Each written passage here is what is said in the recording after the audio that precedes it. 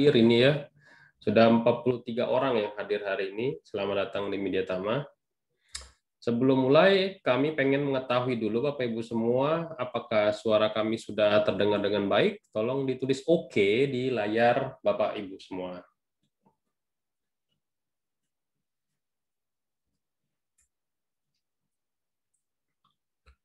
Oke, sudah masuk semua. Lalu kami pengen mendengar juga Bapak Ibu semua itu berasal dari mana ya? Silakan ditulis asal kotanya dari mana.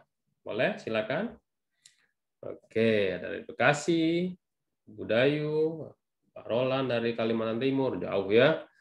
Waduh, Jakarta, Tangerang, Gresik, BSD, Pak Dedi, Pak Sinar Simbolon dari Kalimantan Tengah, Pak Yanto dari Jakarta. Oke, siap. Ya, luar biasa ya, ada dari Bekasi, Pak Ali Arifin dari Bekasi, Pak Agus Fitri Jakarta, Mbak Yani Indah dari Bekasi, ada dari Gresik, Indra Budi Kristanto. Oke, selamat datang. Silakan Mas Randy untuk menampilkan bumper berikutnya.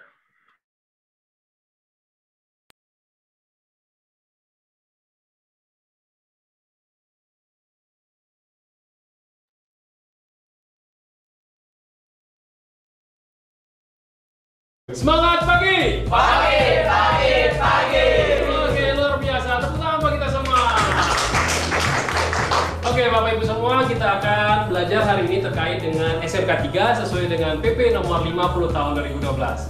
Oke, kita akan mulai dengan apa itu SMK 3. Silakan Mas Adit buka SMK 3 PP 50 tahun 2012. Coba jelaskan apa itu SMK 3. 15 minutes later. Ada di halaman berapa ya, Pak? Teman-teman ada yang tahu nggak di halaman berapa? Nggak tahu. Ini kok yang lain pada kagak tahu semua ya? Pada belajar pakai apaan lagi kalau bukan pakai buku undang-undang? Teman-teman kalau belajar pada pakai apa sih? Mika Pro. Lu nggak gaul, Dit. Kita pakai Mika Pro nih. Oke, caranya gini Dit, ya. Masuk ke regulasi K3, lalu pilih PP 50 tahun 2012 yang ada di sini, ya. Tinggal belajar online di Mika Pro.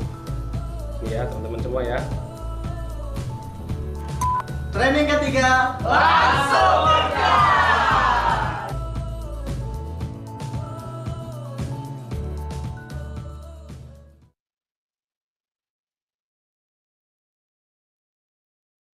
Aduh, berat banget nih buku. Gini-gini amat ya belajar. Ya. Suara begini orang. Kan nggak pakai mata apa? Ada apa, War? Randy, yang video sebelumnya ditutup dulu. Ini bapak nih, jalan nggak lihat battery. Kamu sih, masa sehari gini masih pakai modul-modul kayak gini? Ini loh, Media Tama sekarang sudah ada aplikasi, ya aplikasinya ada di Play Store. Di sini di Play Store ini teman-teman semua, ya, kalau misalkan berat banget nih membawa buku-buku, modul, regulasi K3, teman-teman bisa download di aplikasi Play Store, cari ya Mika Pro, MICCA Pro.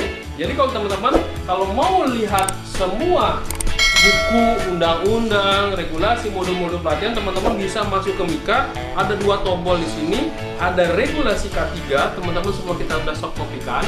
Terus ada lagi modul-modul pelatihan. Kalau teman-teman pengen pelatihan secara online, semua modul-modul pelatihan dari semua instruktur yang ada di Indonesia, kita semua sudah share di sini. Ada ahli K3 umum, auditor SMK 3, ahli K3 listrik, ahli K3 konstruksi, petugas P3K, semua ada di sini.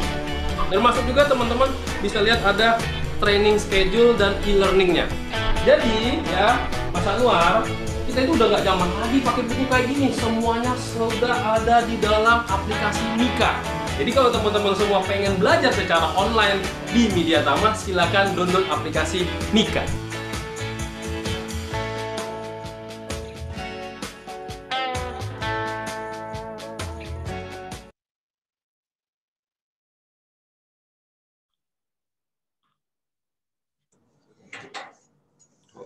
Oke, baik. Assalamualaikum warahmatullahi wabarakatuh. Salam sejahtera untuk kita semua. Sebelumnya perkenalkan, nama saya Randy. Saya yang akan menjadi host dan memandu pelaksanaan webinar ini selama 2 jam ke depannya. Selamat berjumpa di webinar Media Tama dengan topik prinsip dasar SMK 3 dengan pembicara kita Pak Muhammad Denny. Sebelum mulai, saya akan sampaikan rules atau peraturannya. Izin saya untuk share screen terlebih dahulu. Oke, sudah tampil ya? Oke, baik. Sebentar. Oke, jadi peraturan selama proses webinar, itu yang pertama, semua peserta ketika masuk ke webinar, itu sudah kita mute. Jadi nanti yang terdengar hanya suara pembicara dan host saja. Yang kedua, pelaksanaan webinar ini dilakukan selama kurang lebih 2 jam, yang mana presentasi dari pembicara 60 menit, dan 60 menit berikutnya kita gunakan untuk tanya jawab. Lalu yang ketiga, untuk tanya jawab nanti dari host yang akan mengatur, jadi nanti dari saya yang akan mengatur. Lalu yang keempat, untuk pertanyaan silakan langsung klik saja tombol Q&A. Kliknya di Q&A, jangan di room chat. Di bagian bawah layar nanti kita akan jawab satu persatu. Pertanyaan yang diajukan wajib sesuai dengan topik yang dibahas pada hari ini. Lalu selanjutnya, untuk e-modul pelatihan kita telah upload ke aplikasi Mika Pro Platinum. Silahkan install aplikasinya melalui Play Store dan App Store. Nah, benefit dari Mika Pro ini, Bapak Ibu semua dapat mengakses untuk e-regulasi K3, e-modul-modul pelatihan, video e-learning, dan e-sertifikat. Jadi nanti e-sertifikat dari webinar hari ini itu akan kami upload di Mika Pro. Jadi Bapak Ibu semua dapat mengaksesnya sendiri melalui Mika Pro. Dan pastikan Mika Pro-nya Platinum. Oke, yang selanjutnya e-sertifikat kita akan berikan secara gratis melalui aplikasi Mika Pro. Jika Bapak Ibu sudah mengisi form Bitly di bagian chat, nanti formnya akan saya share untuk form absennya. Nah, selanjutnya ini ada YouTube channel Kacik Denny. Bapak Ibu semua bisa subscribe agar kita lebih semangat lagi untuk mengupload video-video yang bermanfaat terkait dengan K3. Oke, untuk mempersingkat waktu, kita persilakan kepada Pak Muhammad Denny untuk memberikan presentasi terkait dengan prinsip dasar SMK 3. Kepada Pak Denny, saya persilakan. Oke, terima kasih Mas Randy. Ini sudah ada bertanya, absennya mana? Absennya nanti di session kedua ya, Bapak Ibu semua ya. Kita akan share ya.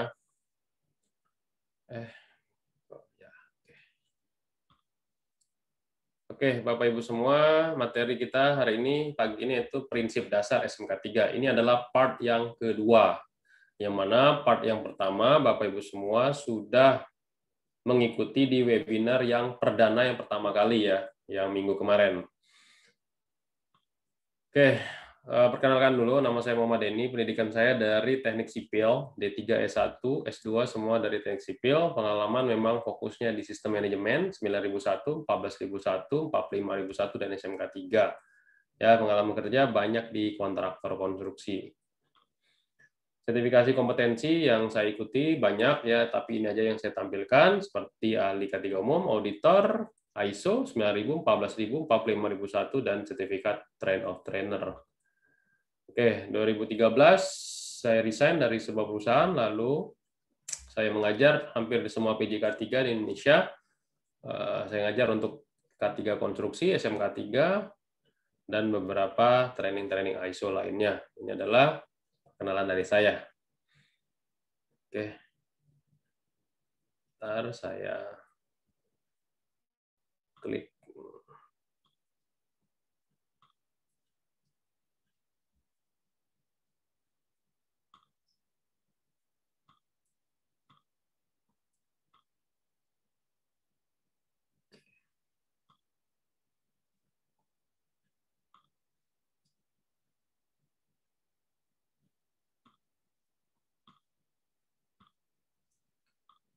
Oke, materi kita hari ini yaitu terkait dengan 5 prinsip dasar SMK 3 ya. 5 prinsip dasar SMK 3 ini tertuang di dalam PP nomor 50 tahun 2012.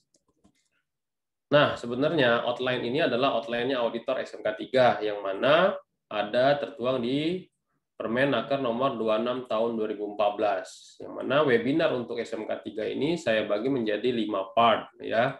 Ini sudah ada tanggal-tanggalnya semua. Tanggal yang pertama 13 April sudah dilakukan mengenai awareness SMK 3. Lalu hari ini mengenai 5 prinsip dasar SMK 3 dan interpretasinya. Lalu nanti di part ketiga ada mekanisme dan teknik audit, part 4 proses sertifikasi SMK 3, dan part 5 membuat laporan audit internal dan laporan audit eksternal SMK 3. Oke, mudah-mudahan tidak ada halangan ya. Oke, ini yang silabus yang saya pakai untuk memberikan sharing ilmu kepada Bapak Ibu semua, mengambil dari kurikulum auditor SMK 3 di Permenaker nomor 26 2014. Ya, harapannya hasil dari video webinar ini digunakan juga untuk nanti training auditor SMK 3 Kemenaker RI ya. Oke, ngomongin soal 5 prinsip SMK 3, Bapak Ibu semua pasti sangat familiar sekali dengan istilah PDCA. Plan, Do, Check, dan Action. Yang mana plan itu kalau di sistem ISO itu yang dulu juga sampai sekarang juga paling dikenal. Plan itu tulis apa yang kamu kerjakan. Do itu kerjakan apa yang telah kamu tulis. Check itu ya koreksi apa yang telah kamu kerjakan, dan action itu lakukan perbaikan untuk peningkatan berkelanjutan ya. Nah, kalau kita kaitkan dengan 5 prinsip dasar SMK 3, yang dimaksud dengan plan itu ada di prinsip yang pertama dan kedua. Ya.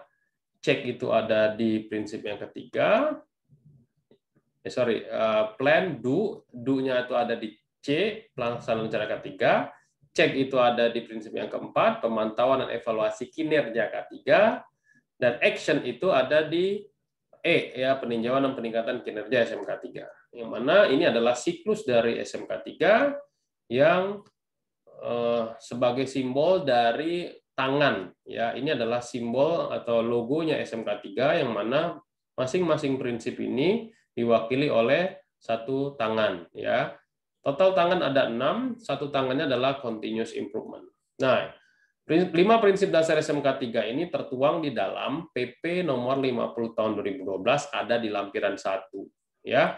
Nah, 5 prinsip SMK 3 inilah ya, ini A, B plan, ini C do, ini check, ini action. Jadi plan, do, check, action inilah yang Bapak Ibu sering pakai nantinya ketika Bapak Ibu semua mengimplementasikan SMK 3 dan di perusahaannya ternyata sudah terimplementasi ISO 9001, 14000 atau 45001. Jadi kalau di ISO yang terbaru itu yang versi 2015 ataupun yang 45001 versi 2018 itu mengandung aneks SL10 yang di dalamnya ada unsur PDCA-nya ya.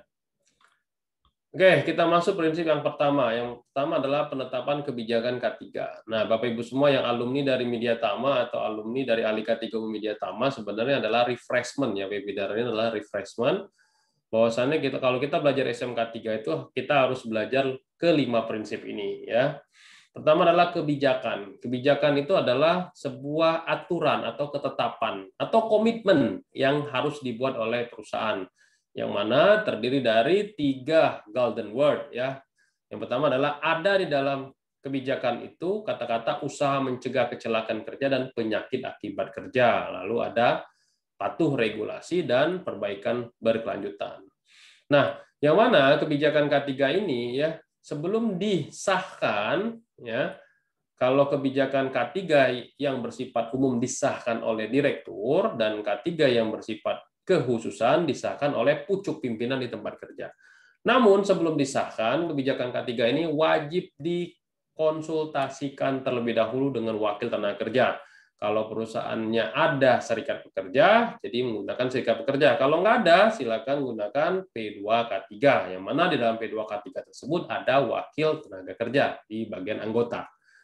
Nah, ketika Bapak Ibu semua membuat sebuah kebijakan K3, pastikan tadi 3 unsur tadi terpenuhi di dalam kebijakan K3. Ya, kenapa? Karena ada dalam kriteria SMK 3, ada tertuang di sana, ya, ada komitmen itu terdapat Ya, dalam kebijakan itu tujuan sasarannya jelas di sana. Ya.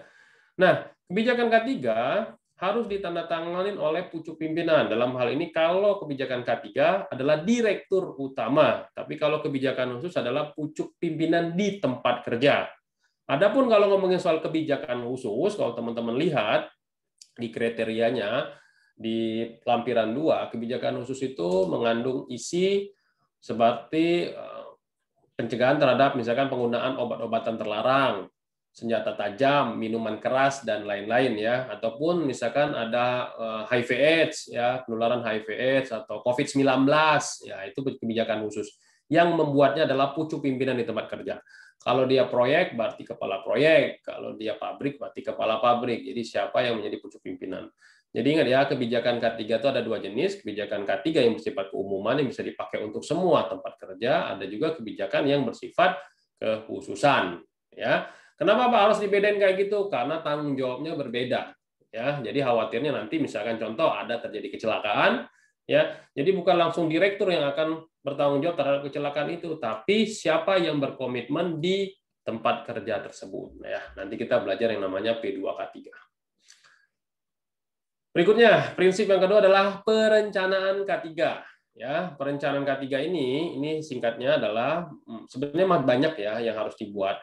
Ini bagian dari plan ya. Tulis apa yang akan kamu kerjakan. Yang pertama adalah membuat informasi terdokumentasi yang terdiri dari ya, kalau teman-teman melihat ada segitiga, ada manual, prosedur, IK, formulir. Ya, itu namanya segitiga informasi terdokumentasi.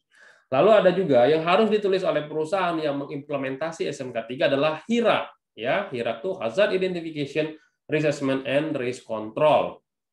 Ya, kenapa masih menggunakan risk control, Pak? Ya, karena di PP 50, kalau teman-teman baca di lampiran 2, ya, kalau teman-teman lihat lagi di kriteria, kalau nggak salah ya, 221, ya, itu memang tertulisnya pengendalian risiko. Jadi SMK3 itu masih mengadopsi OSAS 18.001/1999 ya, yang menggunakan pengendalian risiko. Kalau OSAS yang 18.001/2007 dia menggunakan HIRADISI ya, Hazard Identification, Risk Assessment, and Determinant Control. Atau yang terbaru ISO 45001 dia menggunakan Hazard Identification, Risk Assessment, and Opportunity. Ya, nah itu nggak saya bahas ya. Itu beda topik ya, mohon maaf ya kalau ada yang tanya. Kita hanya ngebahas mengenai HIRAK-nya ya. Lalu yang berikutnya adalah OTP, Objective Target and Program. Jadi perusahaan-perusahaan yang menjalankan SMK3 wajib sekali menuliskan tujuan, sasaran, dan program K3 yang mana OTP ini mempunyai benang merah terhadap si HIRAK-nya. Jadi wajib kita membuat HIRAK dulu, dari HIRAK tadi ada pengendalian risiko, dari pengendalian risiko masuk ke tujuan dan sasaran serta program K3. Jadi tidak ucuk-ucuk jadi tuh Saspro enggak ya. Oke, berikutnya adalah perencanaan K3. Nah, ini yang dimaksud dengan dokumentasi. Nah, level 1, level 2, level 3, level 4. Orang awam ya, orang pada umumnya mengenal istilah SOP ya, Standard Operating Procedure, padahal SOP itu adalah level 2. Ya. Nah, ini yang wajib dibuat oleh perusahaan yang mengimplementasi SMK3, wajib membuat 4 leveling ini. Ya. Nah, kalau teman-teman bingung SOP itu ada di level 2 di sini. Apa bedanya dengan instruksi kerja? Bedanya SOP dengan instruksi kerja adalah kalau SOP itu melibatkan lebih dari 1 unit kerja. Sedangkan kalau instruksi kerja itu hanya digunakan untuk 1 unit kerja. Tapi ingat, SOP ataupun instruksi kerja dia harus punya bukti kerja ya, yang mana ada formulir kerjanya. Kalau sudah ditulis atau sudah diisi namanya bukti kerja. Tapi kalau rekaman ya, bukti rekaman. Tapi kalau misalkan belum diisi namanya formulir atau dikenal dengan istilah dokumentasi ya. Nah, itu ya. Itu penggunaan bahasa yang tertuang di dalam ISO 9000. Oke. Di SMK3 masih mengadopsi ya informasi terdokumentasi atau SOP wajib bagi perusahaan yang mengimplementasikannya. Nah, kalau teman-teman belajar ISO 9001 versi 2015 itu tidak wajib lagi ya. Ada dokumennya, maksudnya ada prosedurnya, yang penting ada bukti kerjanya. Tapi di dalam SMK3 ini sangat wajib sekali harus membuat SOP atau prosedur mulai dari manual, prosedur, IK, dan formulir. Apa aja sih Pak yang harus ada di dalam perusahaan yang mengimplementasikan SMK3? Ini dia. Ini prosedur-prosedur yang wajib ada, yang saya kolek di dalam PP 50 tahun 2012, kalau teman-teman cek di lampiran 2. Cari di lampiran 2 itu ada kata kuncinya, terdapat prosedur terdokumentasi. Kalau ada kata-kata terdapat prosedur terdokumentasi, itu adalah ada prosedur yang wajib, ya, yang wajib untuk dibuat. Nah, gitu ya. Nah, ini kalau saya kolek, ini kisaran ada 20 prosedur. Ya, 20 prosedur ini sebenarnya sudah banyak saya gabung-gabungin. Kalau teman-teman mau pecah-pecah lagi, misalkan nomor 20 ini teman-teman pisahkan, misalkan prosedur penyimpanan pemindahan, pisahkan dengan prosedur tumpahan kebocoran, boleh silakan. Atau Pak, kami prosedur HRD, Pak, kami gabungin semua. Prosedur ke-HRD-an, seleksi, penempatan, pelatihan kami gabungin semua. Boleh, namanya prosedur SDM. Boleh, silakan. Ya. Tapi masing-masing prosedur tersebut harus tertuang apa yang diminta oleh SMK 3. Tapi yang pasti, teman-teman, ketika membuat prosedur ini, pastikan atau ada di dalam manual prosedur IK dan instruksi kerja dan formulir, pastikan di dalamnya ada unsur K3-nya. Di mana Pak unsur K3-nya? Maksudnya ada unsur SMK 3-nya. Kalau di dalam manual prosedur dan IK itu ada di bagian referensinya. Ya, harus tertuang SMK 3 PP 50 tahun 2012, ya. Elemen berapa atau kriteria berapa? Ya, biasanya tuh ada ISO 91 klausul berapa, 14001 klausul berapa gitu. Nah, itu bukti terintegrasi dia. Kenapa? Karena sesuai dengan Undang-Undang Nomor 13 tahun 2003 bahwasannya ya sistem manajemen K3 itu wajib terintegrasi dengan sistem manajemen perusahaan. Ya, saya pernah melakukan audit SMK 3 dan ISO dipisahin, itu nggak boleh. Kenapa? Karena kalau teman-teman lihat di sini, coba lihat dibaca di sini ya. Prosedur pengenalan rekaman, dokumen, rekaman, audit internal itu sebenarnya semua adalah prosedur ISO. Jadi lucu aja kalau misalkan teman-teman melihat ada prosedurnya dibuat berbeda. Nah, itu lucu banget. Ya, saya pernah melakukan audit, ada perusahaan yang saya audit, misalkan saya tanya, Pak, boleh saya ngelihat prosedur pembelian? Saya tanya gitu. Dia tanya balik ke saya, Pak, Bapak mau lihat prosedur pembelian versi ISO 9000 atau versi SMK 3? Nah, dari situ saya kelihatan ya, bahwasannya perusahaan tidak mengintegrasikan sistem manajemen, ya, sistem manajemen K3 dan sistem manajemen lain. Nah, itu kalau kita kategorikan nanti kalau kita belajar di audit, nah ya, di pelatihan auditor, itu ada temuan namanya temuan major, tidak patuh terhadap regulasi, ya. Itu juga dapat mengakibatkan potensi ketidaklulusan pada saat dilakukan audit eksternal SMK 3. Oke, kalau ada yang mau tanya silakan tanya, tulis di bagian Q&A, ya. Silakan tulis di bagian Q&A-nya, nanti kita akan jawab di session yang kedua. Oke, saya lanjutin lagi. Nah, dalam membuat prosedur, ini contoh aja ya, di dalam SMK 3 diwajibkan sekali harus membuat ada telusurnya. Ya, jadi ada nomor dokumen yang dapat ditelusur, kapan, revisi, dan edisi. Kenapa? Karena nanti sebagai auditor akan kita cek juga. Misalkan, kita ngecek ke bagian dokumen kontrol, perusahaan tersebut sudah masuk ke bagian apa? Ke level delta misalkan, atau alpha. Misalkan delta aja gitu ya.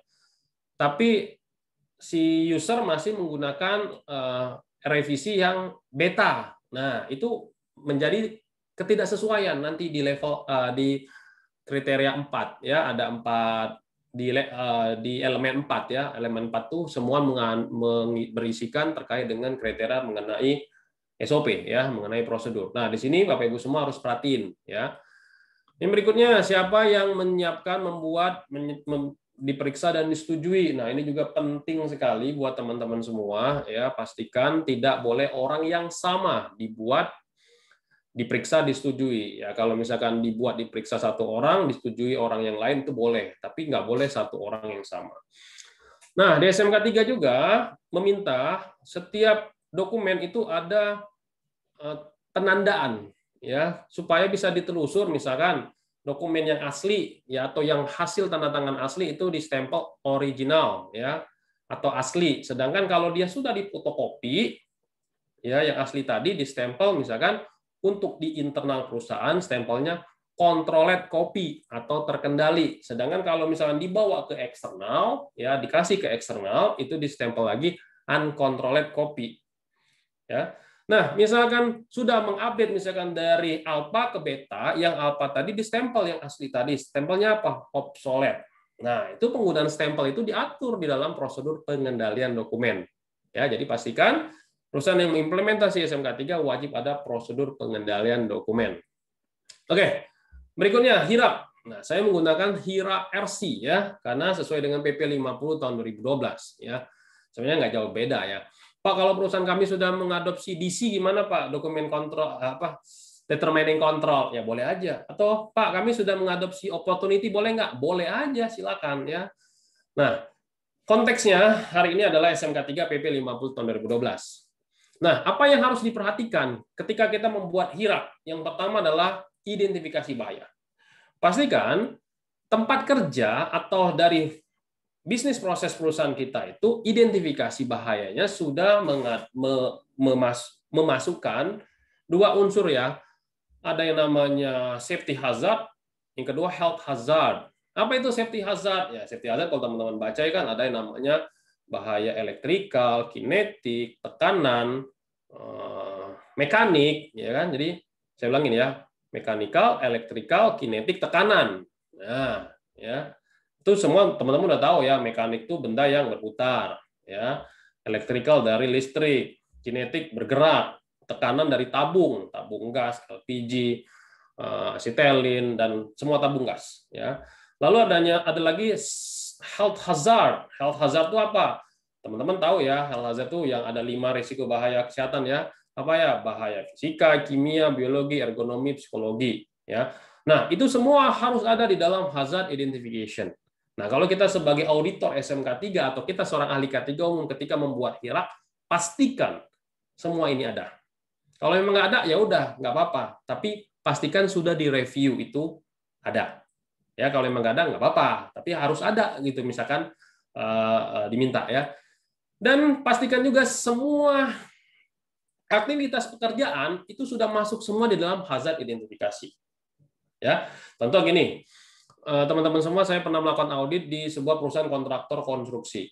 Ya biasalah ya kontraktor konstruksi kalau ahli K3-nya itu HIRAP-nya suka copy paste. Ya, ini ada beberapa oknum ya, tidak semuanya.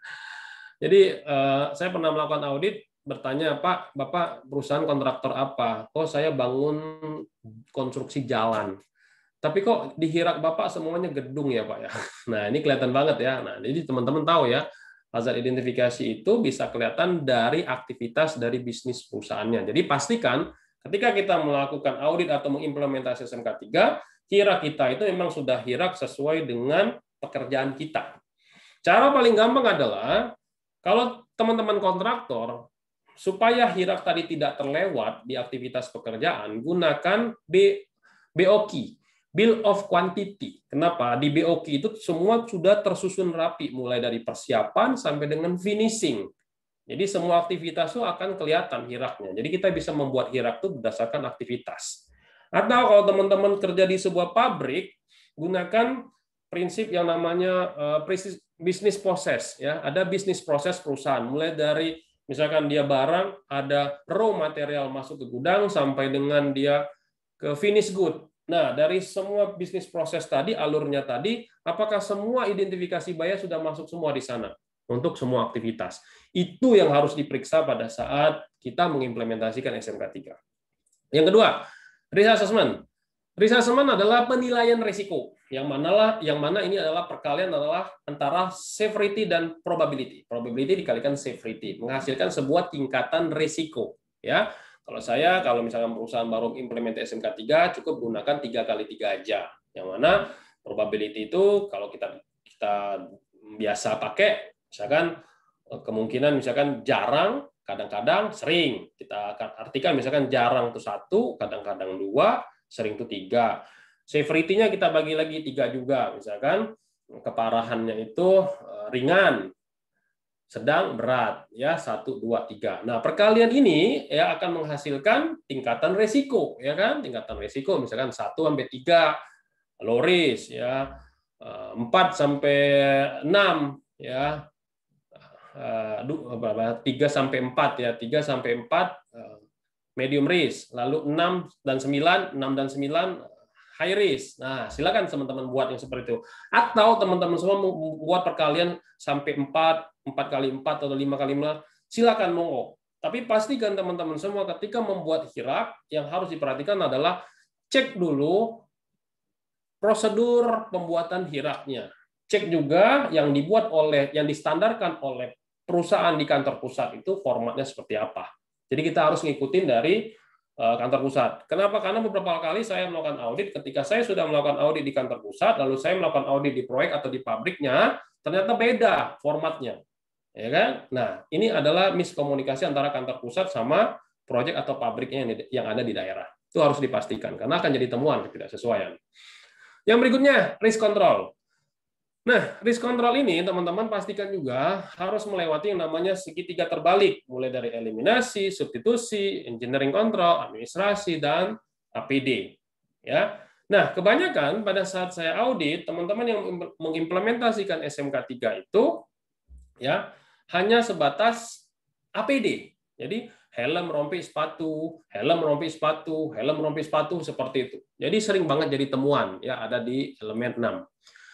Oke, saya mengingatkan Mas Randy, ini tolong di-share-nya ini ke attendance juga ya, bukan ke panelis aja. Yang kata-kata yang ada di room chat, silakan Mas Randy di-share ulang. Oke, berikutnya adalah, nah, ketika teman-teman semua membuat hirak, ya pastikan hiraknya ini ya dibuat oleh orang yang berkompeten. Maksudnya gimana, Pak? Apakah seorang ahli K3 umum? Nggak mesti. Ya. Orang yang sudah, pekerja yang sudah diberikan pelatihan terkait dengan hirak. Kenapa? Karena biasanya orang yang seperti itulah orang yang paham betul mengenai aktivitas pekerjaan, ataupun misalkan kalau kita pengen tahu probability dan severity-nya, kita bisa tahu juga ya dari si pekerjanya secara langsung. Ya. Nah, itu penting juga melibatkan pihak si pekerja ya. Tapi pekerja tadi harus dilatih sehingga dia bisa membuat hirak ya. Nanti di bagian hirak tersebut di bagian bawahnya itu bisa jadi disusun oleh ya, disusun oleh artinya ada orang K3-nya, ada si pekerjanya. Pekerjanya aja boleh nggak, Pak? Boleh, tapi nggak dalam biasanya. Unsur K3-nya nggak masuk semua. Boleh nggak ahli K3-nya aja yang buat? Boleh juga, tapi nanti nggak dalam juga mengenai severity atau probability-nya. Jadi kita memang harus melibatkan dua pihak ini untuk membuat hirak, supaya nanti hiraknya lebih efektif. Oke, berikutnya adalah do. Ya. Do, kalau teman-teman lihat, menyediakan sumber daya manusia yang berkualifikasi dan menyediakan sarana dan prasarana yang memadai. Nah, ini ada di, kalau teman-teman baca, prinsip SMK 3 itu ada di lampiran 1, ya, teman-teman baca di sana, di PP 50 tahun 2012. Oke, SDM yang berkualifikasi itu kayak gimana sih, Pak? Ini dia. Ya, yang pertama, SMK 3 itu meminta perusahaan menyediakan P2K3. Yang mana P2K3 ini diatur dalam Permenaker 487. Ada ketua, sekretaris, dan anggota. Ketua adalah pucuk pimpinan di tempat kerja. Ingat, pucuk pimpinan di tempat kerja, bukan pucuk pimpinan perusahaan. Benar, harus bedain ya. Di Permenaker nomor 487 tertuang seperti itu, ketua ya pengusaha. Contoh misalkan, kalau misalkan kantor pusatnya ada di Jakarta, dia punya proyek misalkan ada di Cirebon, di Cilegon, di Bekasi. Nah, proyek-proyeknya ini harus punya P2K3 sendiri-sendiri, yang mana yang jadi ketuanya adalah pucuk pimpinan. Ya siapa? Kepala proyek atau kepala pabrik kalau dia pabrik. Ya jadi gitu ya. Permenaker nomor 487 dibuat seperti itu. Kalau Pak, gimana kalau misalkan dalam satu kota, misalkan kantor pusatnya di Jakarta, dia punya proyek di Jakarta Timur, Jakarta Selatan, Jakarta Barat, Jakarta Utara, ya kita harus pastikan juga ya. P2K3 ini ingat di dalam pasal 2-nya itu dibuat jika atau disahkan jika satu tempat kerja yang memiliki pekerja lebih dari 100 orang. Yang kedua, tempat kerja yang kurang dari 100 orang tapi memiliki potensi bahaya besar seperti potensi risiko terjadinya kebakaran, peledakan, keracunan dan penyinaran radioaktif. Wajib membuat atau membentuk P2K3 yang disahkan ke Disnaker setempat. Gitu ya, teman-teman ya. Oke, silakan buka Permenaker 487. Lalu ahli K3. Ahli K3 ini dalam hal ini adalah yang dimaksud adalah ahli K3 umum, ya. Perusahaan yang mengimplementasikan SMK 3 diatur dalam harus menyediakan ahli K3, ya. Ahli K3 ini ada buktinya berupa SKP. Jadi mau teman-teman training apapun, ya, SKP dan lisensinya itu ada di Permenaker 02 tahun 92. Oke, saya matikan dulu di sininya. Oke. Sebentar, saya matikan koneksi ke. Oke. Oke, saya lanjutin lagi. Jadi teman-teman semua ya, untuk ahli K3 ini harus ada SKP dan lisensi. Nah, syarat untuk menerbitkan SKP dan lisensi kalau teman-teman baca Permenaker 0292, pendidikan wajib minimal D3. Itu ya. Nah, ngelinknya nanti benang merahnya ada di sertifikat ahli K3 umum. Di sertifikat ahli K3 umum itu tertulis calon ahli K3 umum karena tertulis tertuang dalam Kepmenaker 239 tahun 2003. Nah, hubungannya apa, Pak, di P2K3? P2K3 yang jadi sekretaris adalah ahli K3 umum. Dalam hal ini, ahli K3 umum yang memiliki SKP dan lisensi. Karena di P2K3 itu sekretaris adalah ahli K3. Ahli K3 itu diatur dalam Permenaker 0292. Jadi kalau teman-teman melakukan pengesahan P2K3 ke Disnaker setempat, pastikan SKP dan lisensinya sudah sesuai dengan nama PT-nya. Ya, kalau SKP dan lisensinya nggak sesuai, pasti nggak disahkan oleh Disnaker. Ya, jadi bukan sertifikatnya, karena sertifikatnya adalah sertifikat calon ahli K3 umum. Lalu perusahaan juga harus menyediakan ahli K3 konstruksi. Kalau misalkan perusahaan tersebut adalah kontraktor konstruksi, sesuai dengan Keptirjen 20/2004, ada levelnya muda, madya, dan utama. Ya. Berikutnya ahli K3 listrik dan teknisi K3 listrik, sesuai dengan Permenaker 12/2015. Ingat, perusahaan yang melakukan proses perencanaan, pemeriksaan, pemasangan, instalasi, ya, apa itu ya, yang melebihi 200 kV ampere, ya, harus menyediakan ahli K3 listrik. Nah, kalau teknisi gimana, Pak? Nah, kalau perusahaan tersebut hanya melakukan proses pemeriksaan dan pemasangan saja, cukup teknisi K3 listrik. Tapi kalau sudah lebih dari 200 kV ampere, diwajibkan ahli K3 listrik. Nah, termasuk juga ahli K3 kimia, harus ada Kepmenaker 187/99, yang mana nanti kalau teman-teman baca di sana ada terbagi menjadi dua, potensi bahaya besar, potensi bahaya menengah. Besar menengah pun nanti ada kebagian lagi, ada shift atau non-shift. Nanti akan ditentukan juga berapa orang ahli K3 kimia dan petugas K3 kimia. Ya, itu kalau perusahaan mengimplementasi SMK 3 di perusahaan kimia atau menggunakan bahan kimia melebihi nilai ambang kuantitas. Lalu ahli K3 linker, ya teman-teman bisa baca ya Permenaker 5/2018, termasuk juga petugas P3K Permenaker 15 tahun 2008, yang mana ada pembagian untuk bahaya tinggi 100/1, bahaya menengah 150/1. Nah, itu petugas P3K-nya. Lalu ada juga petugas Damkar, DCBA, ya, Kepmenaker 18/1999. Kalau teman-teman baca di sana, ada yang namanya petugas peran kebakaran, ada yang C-nya itu adalah regu penanggulangan petugas peran kebakaran. Aduh, saya lupa nih. Yang B-nya itu regu penanggulangan kebakaran, A-nya itu ahli K3 spesialis kebakaran, yang C-nya itu petugas peran kebakaran.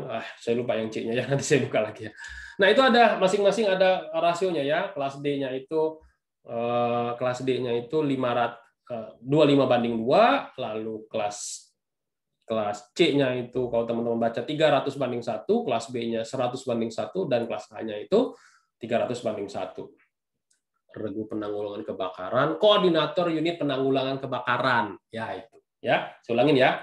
Kelas D petugas peran kebakaran, regu penanggulangan kebakaran, kelas C, kelas B koordinator unit penanggulangan kebakaran, dan kelas A ahli K3 spesialis kebakaran. Masing-masing punya rasio tergantung dari jumlah pekerjanya. Lalu lisensi operator pesawat angkat dan angkut, ya teman-teman silakan baca Permenaker 08/2020. Pastikan kalau teman-teman punya alat berat yang masuk kategori itu silakan dicek, ya. Ingat Permenaker 8 2020 itu tidak ada sertifikatnya, yang ada adalah surat keterangan yang dikeluarkan oleh Kemenaker, surat keterangan dan kartu lisensi kewenangan. Sertifikatnya dikeluarkan oleh siapa, Pak? Nah, kalau penyelenggaranya terintegrated dengan BNSP, ya dalam hal ini LSP yang sudah terlisensi, ya itu juga nanti bisa dikeluarkan sertifikat keluaran dari BNSP melalui LSP, ya. Tapi kalau mau gampangnya cari PJK 3 yang hanya keluar surat keterangan dan lisensi saja. Oke, berikutnya adalah HR Management. Nah, perusahaan yang mengimplementasi SMK 3 pastikan sudah ada BPJS Ketenagakerjaan. Lalu sudah dibuat yang namanya jadwal pemeriksaan kesehatan. Nah, pada saat membuat jadwal pemeriksaan kesehatan, ya teman-teman harus juga membuat matrik paparan kesehatan. Jadi antara si A, si B, si C, si D, pemeriksaan kesehatannya akan berbeda tergantung dari paparannya. Contoh, misalkan dia seorang operator, dia terpapar oleh kebisingan, terpapar oleh debu. Yang diperiksa apa? Audiometri, psiometri, ya, audiometri dan dan kalau misalkan yang satunya hanya terpapar oleh komputer, oleh layar, berarti hanya mata saja. Jadi hati-hati ya teman-teman ya. Saya banyak dapat keluhan dari para HRD, Pak, kita MCO itu menghabiskan uang ratusan juta, Pak. Sebenarnya manfaatnya apa? Nah, saya jelasin. Manfaat perusahaan melakukan pemeriksaan kesehatan itu adalah mengetahui secara dini apakah di tempat kerja tersebut ada potensi penyakit akibat kerja. Kalau terjadi ada potensi PAK, lalu dilakukan tindakan perbaikan dan dilakukan tindakan pencegahan. Contoh misalkan merolling orang atau mengganti shift atau melakukan pengendalian risiko yang lainnya. Nah, itu yang diminta di dalam SMK 3 ketika perusahaan telah melakukan pemeriksaan kesehatan. Jadi ingat ya, pemeriksaan kesehatan harus seperti itu. Yang kedua, ketika kita memilih vendor untuk MCU atau pemeriksaan kesehatan, pastikan vendor tersebut ya sudah memiliki SKP sesuai dengan Permenaker nomor 4 tahun 1995 mengenai PJK 3. Dan dokternya pun harus punya SKP, ya, dokter pemeriksaan kesehatannya pun harus adalah dokter yang bersertifikat Hiperkes dan SKP-nya sudah melekat di PJK 3 tersebut. Jadi pastikan ya. Jadi tidak semua lab itu punya SKP atau rumah sakit punya SKP. Kenapa? Karena kalau di audit SMK 3 ternyata pemeriksaan kesehatannya bukan di tempat lab atau rumah sakit atau klinik yang tidak ada SKP, pasti jadi temuan. Oke. Nah, setelah lakukan MCU atau pemeriksaan kesehatan, ya, laporannya nanti akan ada laporan summary-nya. Summary-nya itu yang akan kita kirimkan ke Disnaker setempat. Nah, ini namanya HR Management. Ingat, pemeriksaan kesehatan itu ada 3 atau 4 ya, kita coba uraikan. Yang pertama, pemeriksaan kesehatan untuk pekerja baru. Yang kedua, pemeriksaan kesehatan secara rutin yang setahun sekali. Yang ketiga adalah pemeriksaan kesehatan untuk pekerjaan tertentu, ya, atau pekerjaan confined space atau pekerjaan apa yang harus dilakukan MCU atau pemeriksaan kesehatan. Atau juga pemeriksaan kesehatan berdasarkan usia, ya, 40 tahun ke atas, 40 tahun ke bawah, gitu ya, itu berbeda, ya. Itu yang teman-teman harus lakukan pada saat melakukan pemeriksaan kesehatan. Oke. Oke, berikutnya adalah di dalam SMK 3 wajib menyertakan job kualifikasi, ya, job kualifikasi kalau misalkan dia sudah sehat apa belum, ya. Nah, itu ada di dalam PP 50 tahun 2012. Dan di dalam job desk juga wajib tertulis unsur K3-nya, apa tanggung jawab K3-nya. Itu harus ada dalam job desk, ya. Kalau nggak ada, nanti ada kena nanti di kriteria audit SMK 3, ya. Oke, berikutnya training needs analysis juga harus dibuat, ya, rencana pelatihan K3 dan lain-lain, ya. Ingat, semuanya ini ada di elemen 12 ke HRD-an ini. Termasuk juga fire drill, safety induction, ya.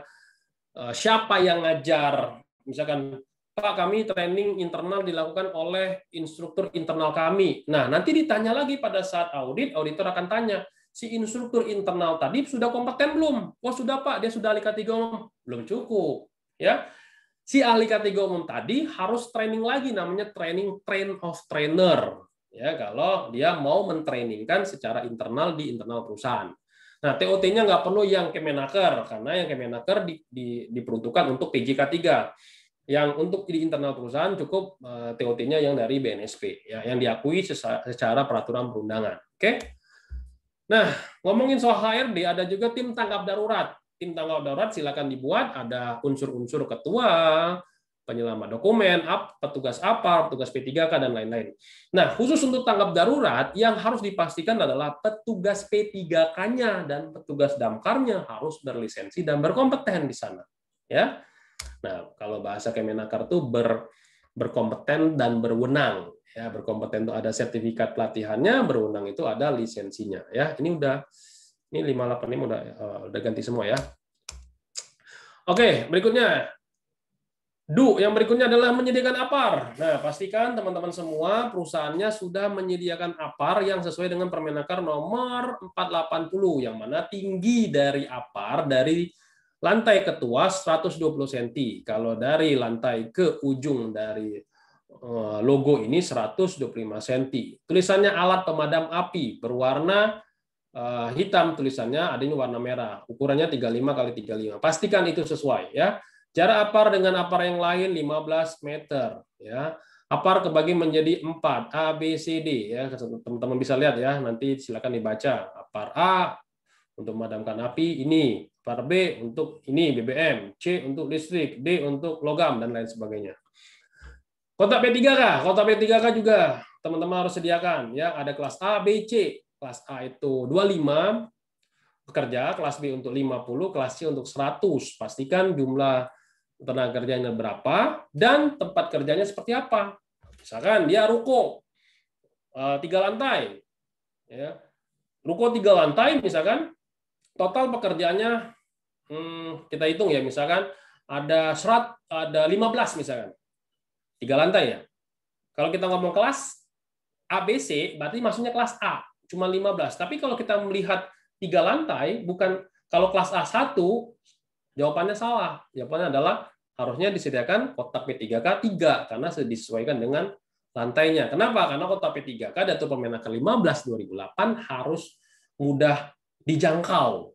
Nah, kotak P3K apa? Berwarna putih dengan lambang berwarna hijau. Hati-hati ya kalau teman-teman beli di pasaran, di pasar Senen di mana itu kotak P3K warnanya merah, itu jadi temuan. Nah, di dalam P3K juga ada yang namanya ruangan P3K. Nah, kalau teman-teman baca, ruangan P3K itu diatur dalam Permenaker 15/2008. 1. Perusahaan wajib menyediakan ruangan P3K jika pekerjanya lebih dari 100 orang atau pekerjanya kurang dari 100 orang tapi memiliki potensi bahaya tinggi. Ya. Silakan teman-teman lihat fasilitas apa yang harus disediakan di dalam ruangan P3K. Ingat, ruangan P3K berbeda dengan ruangan klinik. Kalau orang awam bilangnya klinik, kalau kita bilangnya ruangan pemeriksaan kesehatan. Ya, ruangan pelayanan kesehatan. Ya. Itu ada regulasinya Kepdirjen nomor kalau nggak salah nomor 22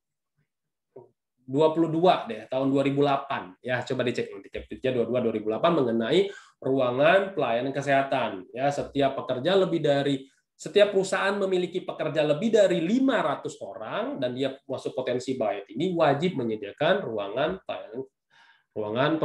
pelayanan kesehatan. Ya, kalau orang awam bilangnya ruangan klinik. Bedanya di mana, Pak? Kalau P3K ingat aja, pertolongan pertama pada kecelakaan. Tapi kalau yang tadi, kalau misalkan orang sakit, nah kayak gitu ya, beda ya. Kalau sakit dibawa ke ruangan P3K itu salah. Ya, teman-teman baca lagi di sana. Oke, APD Permenaker 8/2010. Pastikan APD-nya yang pertama layak untuk digunakan.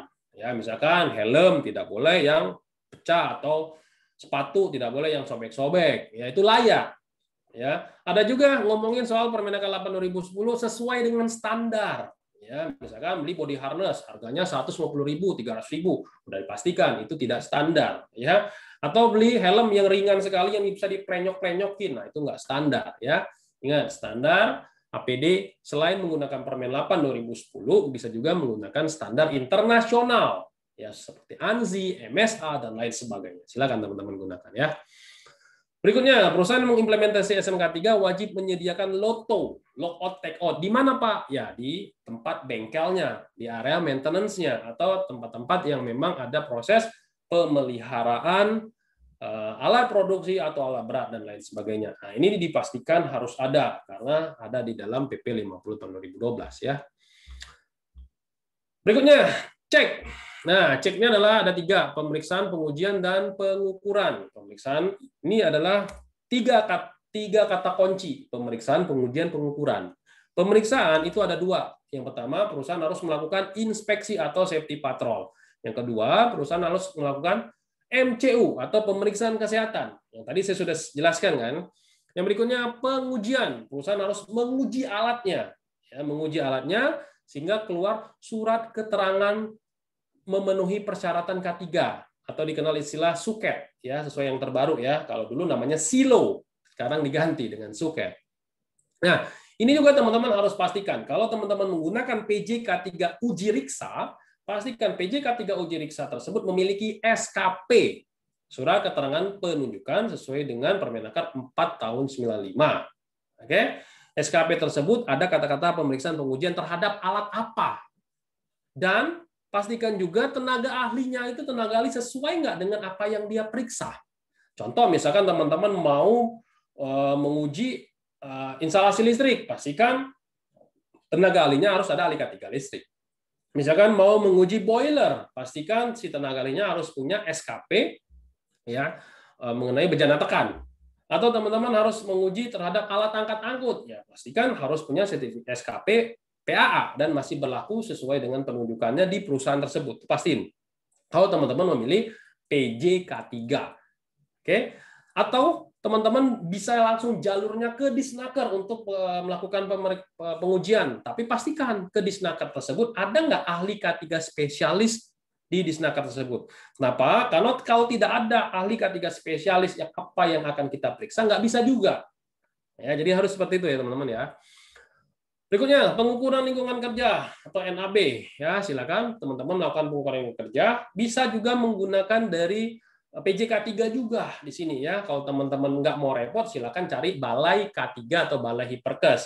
Tapi kalau teman-teman mau cari PJK3 juga ada. Pastikan juga ya PJK3 tersebut punya SKP dan tenaga ahli yang mengujinya tersebut punya SKP juga, ahli K3 linker. Ya, SKP-nya ahli K3 lingkungan kerja. Levelnya ada muda, madya, utama, tergantung apa yang dia uji. Ya, kalau sertifikatnya namanya Hygiene Industry. Sertifikat keluaran dari BNSP melalui LSP yang sudah terlisensi. Ya, Hygiene Industry muda, madya, utama. Ya, hima, himu, hiu. Lalu berikutnya audit internal. Nah, ini juga teman-teman, perusahaan yang mengimplementasi SMK 3 wajib melakukan audit internal. Ya. Tapi ingat, audit internal ini hanya diwajibkan untuk yang mengambil SMK 3 untuk kategori lanjutan. Kalau teman-teman mengimplementasi SMK 3 dengan kategori awal dan transisi, audit internal tidak diwajibkan. Sesuai dengan PP 50 tahun 2012 ada di lampiran 2. Ya, kapan dilakukan audit internal? Nah, berdasarkan PP 50, audit internal dilakukan berdasarkan tinjauan ulang sebelumnya dan berdasarkan potensi sumber bahaya. Jadi tidak ada di dalam PP 50 audit internal dilakukan setahun sekali, nggak ada. Kenapa? Kalau misalkan, kalau teman-teman sebutkan setahun sekali, misalkan ketemunya di Agustus, setahun sekalinya itu, tiba-tiba teman-teman ngecek lagi, ternyata ada proyek di Januari sampai dengan April, di tahun yang sama, artinya apa? Proyek ini nggak diaudit. Nah, makanya di PP 50 menyebutkan berdasarkan sumber bahaya, bukti sumber bahaya. Nah, kalau ada proyek di situ, di bulan tersebut, nah itu harus diaudit, itu minimal 1 kali. Nah, gitu ya teman-teman ya. Oke, terakhir adalah tinjauan manajemen. Nah, perusahaan yang mengimplementasikan SMK 3 wajib melakukan tinjauan manajemen, yang mana di sini kalau teman-teman baca di lampiran 1 PP 50 harus memuat minimal ada 4 topik yang harus dibahas ya, seperti ini, mengevaluasi kebijakan, tujuan sasaran, hasil audit dan lain-lain. Dan ada tambahan juga untuk pertimbangan ada 8 topik yang harus dibahas. Silakan dilakukan ini. Dan yang paling penting, ketika melakukan rapat tinjauan manajemen, prosedur rapat tinjauan manajemen tersebut dijalankan. Ingat, dijalankan. Contoh misalkan melakukan informasi dulu atau melakukan audit internal dulu. Jadi nggak boleh rapat tinjauan manajemen dilakukan sebelum audit internal. Kenapa? Karena ada pembahasan mengenai audit. Ya, jadi gitu ya teman-teman ya kuncinya. Yang ketiga, harus dihadiri oleh manajemen. Kalau yang dihadiri bukan manajemen, ya bukan audit, bukan rapat tinjauan manajemen gitu. Ada juga, Pak, kami RTM-nya itu rapat tinjauan manajemennya sebulan sekali. Nggak mungkin kalau rapat tinjauan manajemen sebulan sekali. Mentang-mentang, ya Pak, kami dihadiri oleh manajemen. Bukan itu. Ya, bukan berarti misalkan dihadiri manajemen namanya rapat tinjauan manajemen. Enggak. Ya, karena rapat tinjauan manajemen itu harus memuat minimal 4 topik ini dan 8 topik tambahan. Oke, untuk penerapan SMK 3 dibutuhkan komitmen, komunikasi, dan kerjasama. Oke, itu aja informasi dari saya untuk part kedua 5 prinsip SMK 3. Saya kembalikan ke Mas Randy. Silakan Mas Randy. Oke, baik. Terima kasih Pak Denny atas materinya hari ini, sangat menarik sekali. Oke, untuk Bapak Ibu semua, saya akan share form absen ya. Nanti saya share dulu sebentar.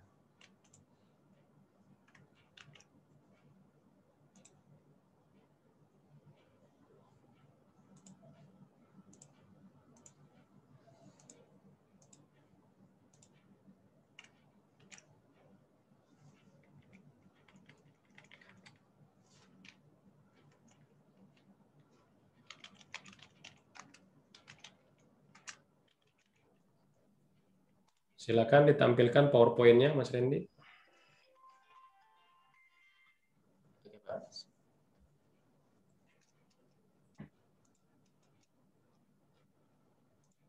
Teman-teman semua silakan ditulis pertanyaan di Q&A ya kalau ada pertanyaan ya. Mohon maaf ya kalau saya agak cepat sekali berbicaranya karena keterbatasan waktu. Ya insya Allah juga kita akan rekam video hasil hari ini ke TikTok. Silakan Mas Randy. Oke, baik. Bapak Ibu semua, Mika Pro itu telah hadir di Play Store dan App Store. Jadi yang pengguna iOS, pengguna Apple sudah bisa install. Nah, ini tampilan Mika Pro-nya. Pastikan pada saat absen itu yang di screenshot tampilannya seperti ini ya. Kartunya warna hitam. Jadi jangan yang masih silver. Gitu, karena yang untuk akses akses e-sertifikat itu khusus pada Mika Pro Platinum. Jadi yang belum upgrade segera upgrade sekarang. Lalu selanjutnya,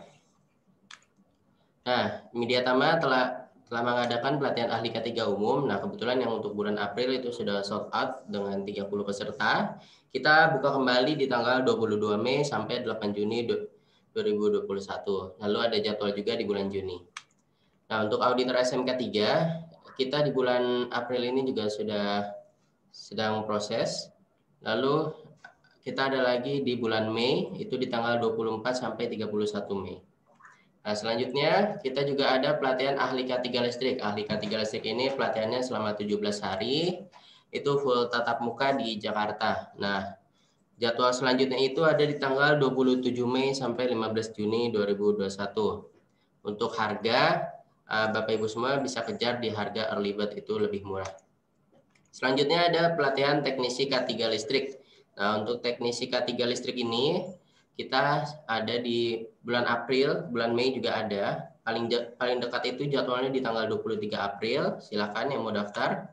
Selanjutnya kita juga ada pelatihan ahli muda K3 konstruksi. Nah, untuk bulan April ini sudah sold out. Bapak Ibu semua bisa mendaftar di bulan Mei tanggal 28 sampai 5 Juni.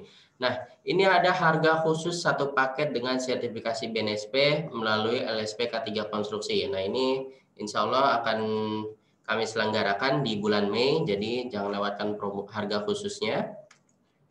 Lalu ada lagi pelatihan supervisor perancang. Nah, ini jadwal terdekatnya di tanggal 26 April. Bapak Ibu semua bisa mendaftar. Lalu ada pelatihan petugas P3K. Nah, ini jadwal terdekatnya juga ada di tanggal 24. Lalu di bulan Mei juga kita menyelenggarakan. Selanjutnya ada petugas damkar. Nah, ini untuk damkar yang kelas D ini sedang running. Lalu bisa ikut lagi di bulan Mei di tanggal 22 sampai 27 Mei.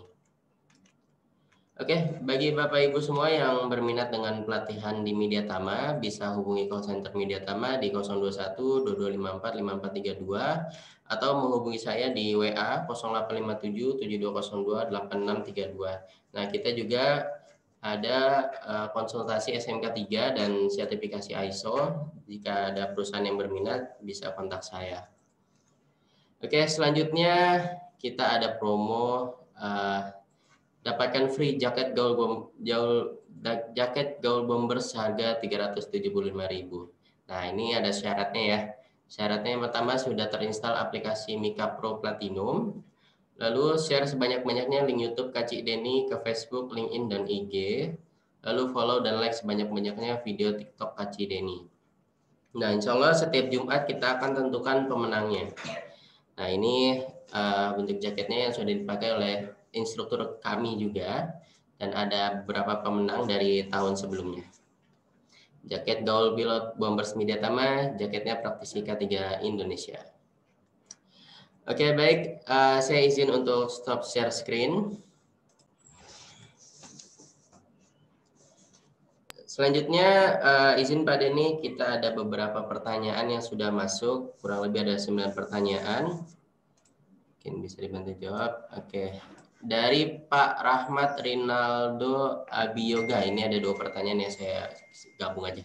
Pak, apakah sama pengertian RBT dengan HIRA DC? Dan apakah boleh mengganti HIRA DC dengan RBT? RBT itu risk based thinking kali ya Pak? Apa gimana ya? RBT ini singkatnya apa ya?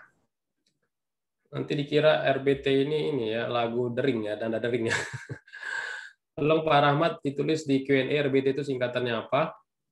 Ya, kalau risk based thinking ya masih belum bisa ya, karena HIRA DC ya, HIRA RC ya, atau HIRA OP ya, opportunity itu mengandung 3 unsur ya. Yang pertama ada identifikasi bahaya, yang kedua penilaian risiko, dan yang ketiga adalah pengendalian dari risiko atau penetapan pengendalian.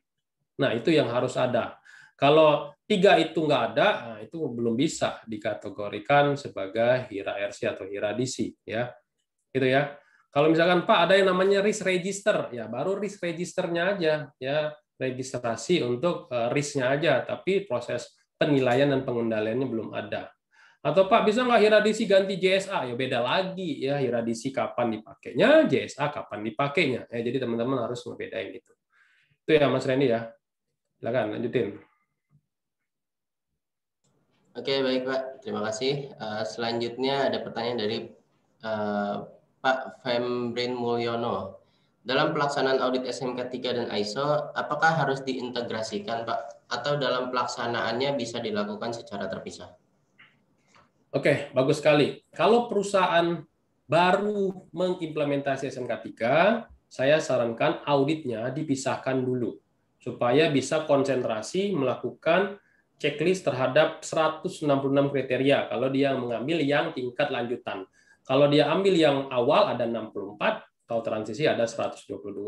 Jadi kalau bisa dipisahkan dulu. Tapi kalau misalkan sudah tersertifikasi semua, satu orang ini misalkan si Bedu udah tersertifikasi ISO IRCA 9001, si Bedu juga sudah tersertifikasi auditor SMK 3, dan si Bedu bisa mengintegrasikannya dengan membuat yang namanya matrik korespondensi, boleh dilakukan secara integrasi ya. Khawatir saya seperti ini, pengalaman saya, termasuk pengalaman saya pribadi, misalkan saya diminta, walaupun saya sudah punya IRCA semua ya, International Register Certification Auditor ya, untuk ISO, namanya IRCA, tulisannya IRCA, saya sudah punya semua 9.000, 14.000, 45.001. Tapi ketika saya diminta untuk audit integrasi, kadang di diri saya itu saya punya kekurangan ketika hasil auditnya dibaca, kok semuanya K3 semua. ISO-nya nggak bunyi 9.001-nya. Termasuk juga yang ISO 9001, beberapa kali teman saya, kita diminta untuk audit integrasi, yang keluar hanya 9001-nya aja dominan. Kenapa? Karena dia background-nya 9001, yang K3-nya nggak muncul. Nah, itu kadang membingungkan kalau pada saat audit integrasi. Kecuali kalau misalkan audit integrasinya dipegang oleh masing-masing orang. Contoh, dia audit 3 sistem, 9.000, 14.000, SMK 3. Nah, 3 orang ini memegang satu-satu, masing-masing orang memegang sistem sendiri-sendiri tapi auditnya barengan. Nah, itu mungkin bisa konsentrasi ya. Tapi kalau satu orang memegang 3 sistem atau 4 sistem bahkan, nah itu kadang hasilnya tidak efektif. Itu ya, Randy ya. Oke, silakan lanjutin. Terima kasih Pak Denny. Untuk pertanyaan selanjutnya dari Ibu Anissa Marwa. Pak, untuk unit penanggulangan kebakaran, bagaimana jika saat audit kita belum punya semua personilnya karena kebutuhan yang banyak? Apakah akan menjadi temuan major? Bagus sekali. Nah, kalau teman-teman baca di PP 50 tahun 2012, major itu ada 3 kategorinya. 1, tidak memenuhi peraturan perundangan. 2, tidak menjalankan salah satu prinsip SMK 3. Yang ketiga adalah dia tidak menjalankan menjadi temuan minor di beberapa lokasi. Ya, terdapat temuan minor di beberapa lokasi. Ya, nah itu menjadi major. Nah, untuk petugas penanggulangan kebakaran yang 4 level tadi, kelas D, C, B, A tadi, ya, kalau teman-teman tidak ada sama sekali itu jadi temuan major.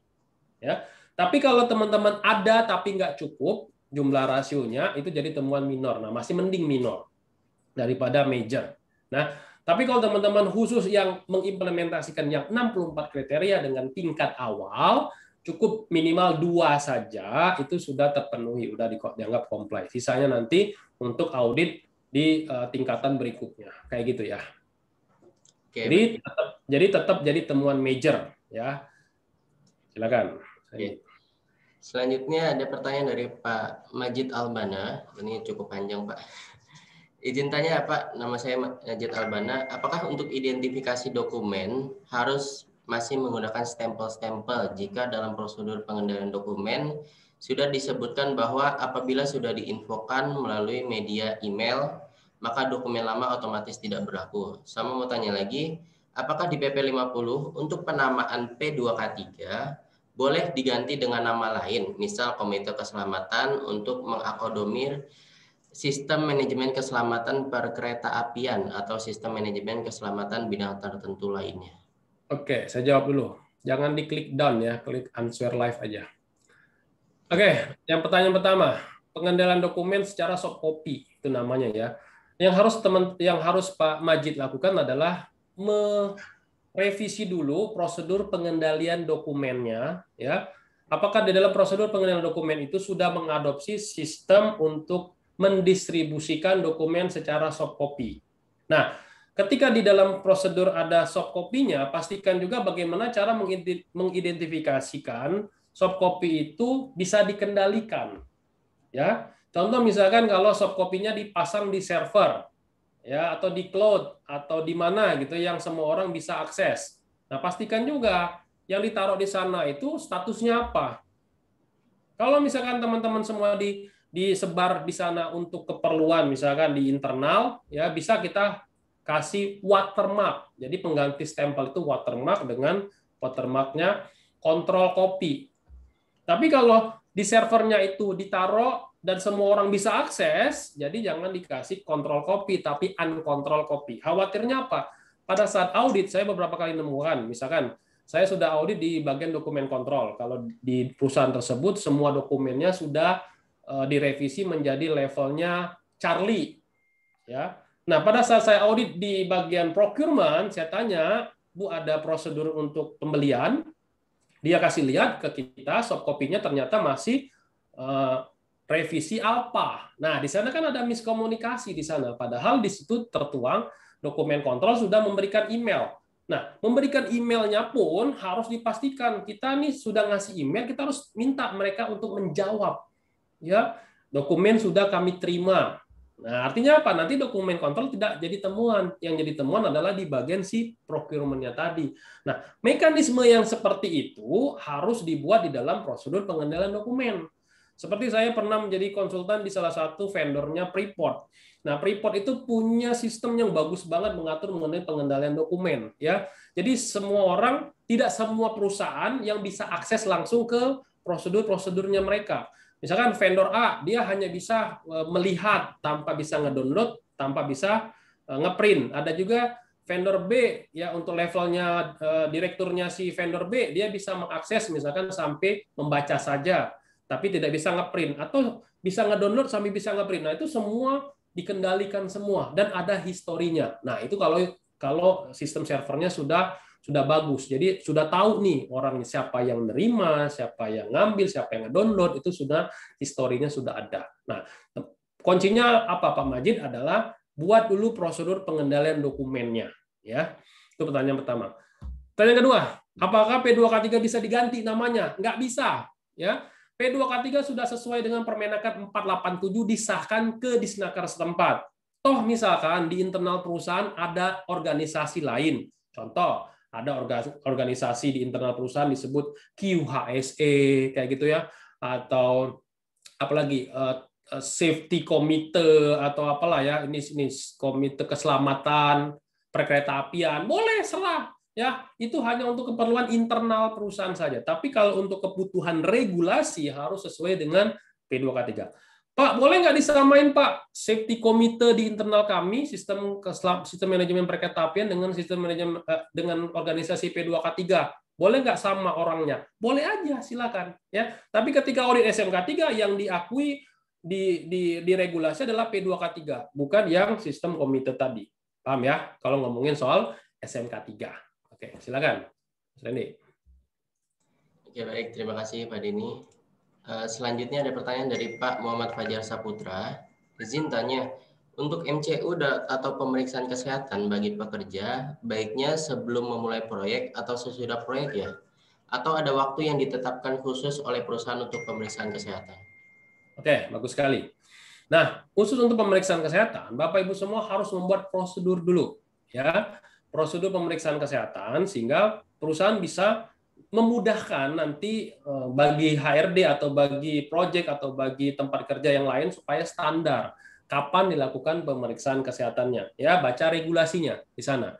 Nah, kalau ngomongin soal proyek, ya, kalau bisa sebelum proyek itu dimulai atau pada saat ada penerimaan karyawan, ya harus dilakukan pemeriksaan kesehatan. Tapi misalkan ada proyek untuk pekerjaan khusus, ya seperti bekerja di ketinggian, di confined space, atau bekerja di menggunakan bahan kimia berbahaya melebihi NAK, harus menggunakan fasilitas APD tertentu, ya harus dipastikan harus MCU atau pemeriksaan kesehatan yang bersifat khusus. Tapi ingat, melakukan pemeriksaan kesehatan harus berkonsultasi dulu dengan dokter yang bersertifikat Hiperkes, sehingga pemeriksaan kesehatannya mengena, jadi nggak sia-sia. Ya, ingat tujuan pemeriksaan kesehatan itu adalah mengetahui secara dini apakah tempat kerja tersebut memiliki potensi terjadinya penyakit akibat kerja. Gitu ya, silakan Mas Randy. Oke, baik Pak Denny, terima kasih. Selanjutnya ada pertanyaan dari Ibu Dinanda Hermayati. Apabila kita menggunakan PJK3 untuk melakukan pengukuran lingkungan kerja, PIC vendor yang melakukan pengukuran tersebut harus HIMU, HIMA, atau HIU? Oke, bagus sekali. Pengukuran lingkungan kerja memang diatur Permenaker nomor 5 tahun 2018 ya. Nah, kalau mengikuti standar SMK3 memang bukan HIMA, HIMU, HIU ya, tapi ahli K3 linkernya, ahli K3 lingkungan kerja muda, ahli K3 lingkungan kerja madya, ahli K3 lingkungan kerja utama ya. Jadi ngomongin soal SKP-nya. Kalau hygiene industri muda madya utama itu Kemenaker tidak mengatur, itu diatur untuk lisens untuk sertifikat BNSP-nya. Jadi yang dipastikan SKP-nya ya. Bu Dinanda ya, dipastikan SKP-nya. Sesuai nggak? Nah, kapan pakai HIMA, HIMU, HIU? Silakan baca Permenaker nomor 5 tahun 2018. Ya, di sana ada tabel di bagian lampirannya itu. Ya, silakan lanjutin. Oke, baik. Selanjutnya ada pertanyaan dari Ibu Ningsih Dewi Sumaningrum. Apakah genset juga masuk dalam SMK3? Termasuk apakah ada kriteria atau peraturan tentang keselamatan genset? Terima kasih. Oke, ini genset ada loh peraturannya, saya lupa ya peraturannya. Yang pasti genset harus punya operator genset, ya, operator genset yang memiliki lisensi, ya, sertifikatnya nanti diganti dengan surat keterangan, ya, atau suket. Nah, khusus untuk genset, kalau sudah melebihi 200 kVA wajib ada ahli K3 listriknya. Ya, jadi masuk kategori SMK3 PP 50 tahun 2012. Ada di kriteria kalau nggak salah di elemen 6. Ya, coba buka di kriteria nomor berapa di sana. Silakan lanjut. Oke, selanjutnya, ini Pak Femrin lagi bertanya. Bila sudah mendapatkan sertifikat SMK 3 di tahun 2019, untuk audit, kapan melakukan audit internal kembali? Apakah tahun 2021 atau 2022? Misalkan dia di auditnya 2019, ya 2019-nya kapan? Nah, kapan dilakukan audit internalnya, itu dilihat lagi di prosedur audit internalnya. Silakan dibaca prosedur audit internalnya. Setahun sekalinya itu ketemunya di bulan berapa. Tapi ingat, PP 50 itu menyebutkan bukan setahun sekalinya, tapi berdasarkan bukti sumber bahaya dan tinjauan ulang sebelumnya. Ya, kalau misalkan 2019 akhir, audit internalnya ya 2020. Ya, internal ya, saya bilang ya. Tapi kalau dia 2019 awal dan ada lagi audit 2019 di akhirnya itu audit internal, ya mau nggak mau harus dilakukan audit internal ya gitu ya. Nah, cuma yang dipermasalahan ini audit eksternalnya kapan nih Pak? Nah, kalau sudah tersertifikasi 2019, keluar sertifikatnya 2019, beda ya, hati-hati ya. Kalau audit 2019 belum tentu bisa dapat sertifikat 2019 karena sertifikat SMK 3 itu setahun sekali. Ya, bisa jadi kalau misalkan auditnya 2019 akhir, dapat sertifikatnya tahun 2020. Nah, ngitung 3 tahunnya itu 2020, 2021, 2022. Nah, kayak gitu. Ya, itu kalau ngomongin soal audit eksternal. Yang untuk tahun 2021 ini, kalau baru diaudit sekarang, dapatnya 2022. Nah, perusahaan dapatnya SKL dulu. 2020 itu yang sudah diaudit sejak bulan Oktober 2020 sampai dengan bulan Februari 2021. Dapatnya 2021 bulan April ini, insya Allah. Ya. Melalui Zoom. Saya udah dapat undangannya. Oke, lanjut.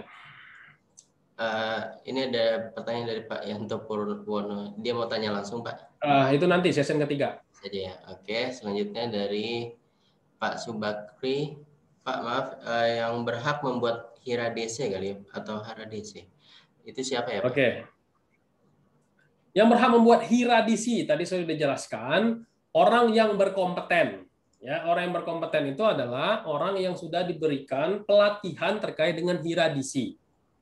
Apakah harus ahli K3 umum? Enggak mesti. Orang logistik yang sudah diberikan pelatihan HIRA DC, dia boleh membuat HIRA DC tersebut. Karena bisa jadi lebih efektif si pekerja itu yang membuat HIRA DC, karena dia tahu persis misalkan ada kejadian kecelakaan di sana, atau ada PHK di sana, atau ada bahan kimia atau alat berat yang mungkin mengakibatkan penyakit akibat kerja atau kecelakaan kerja. Nah, di situ ya.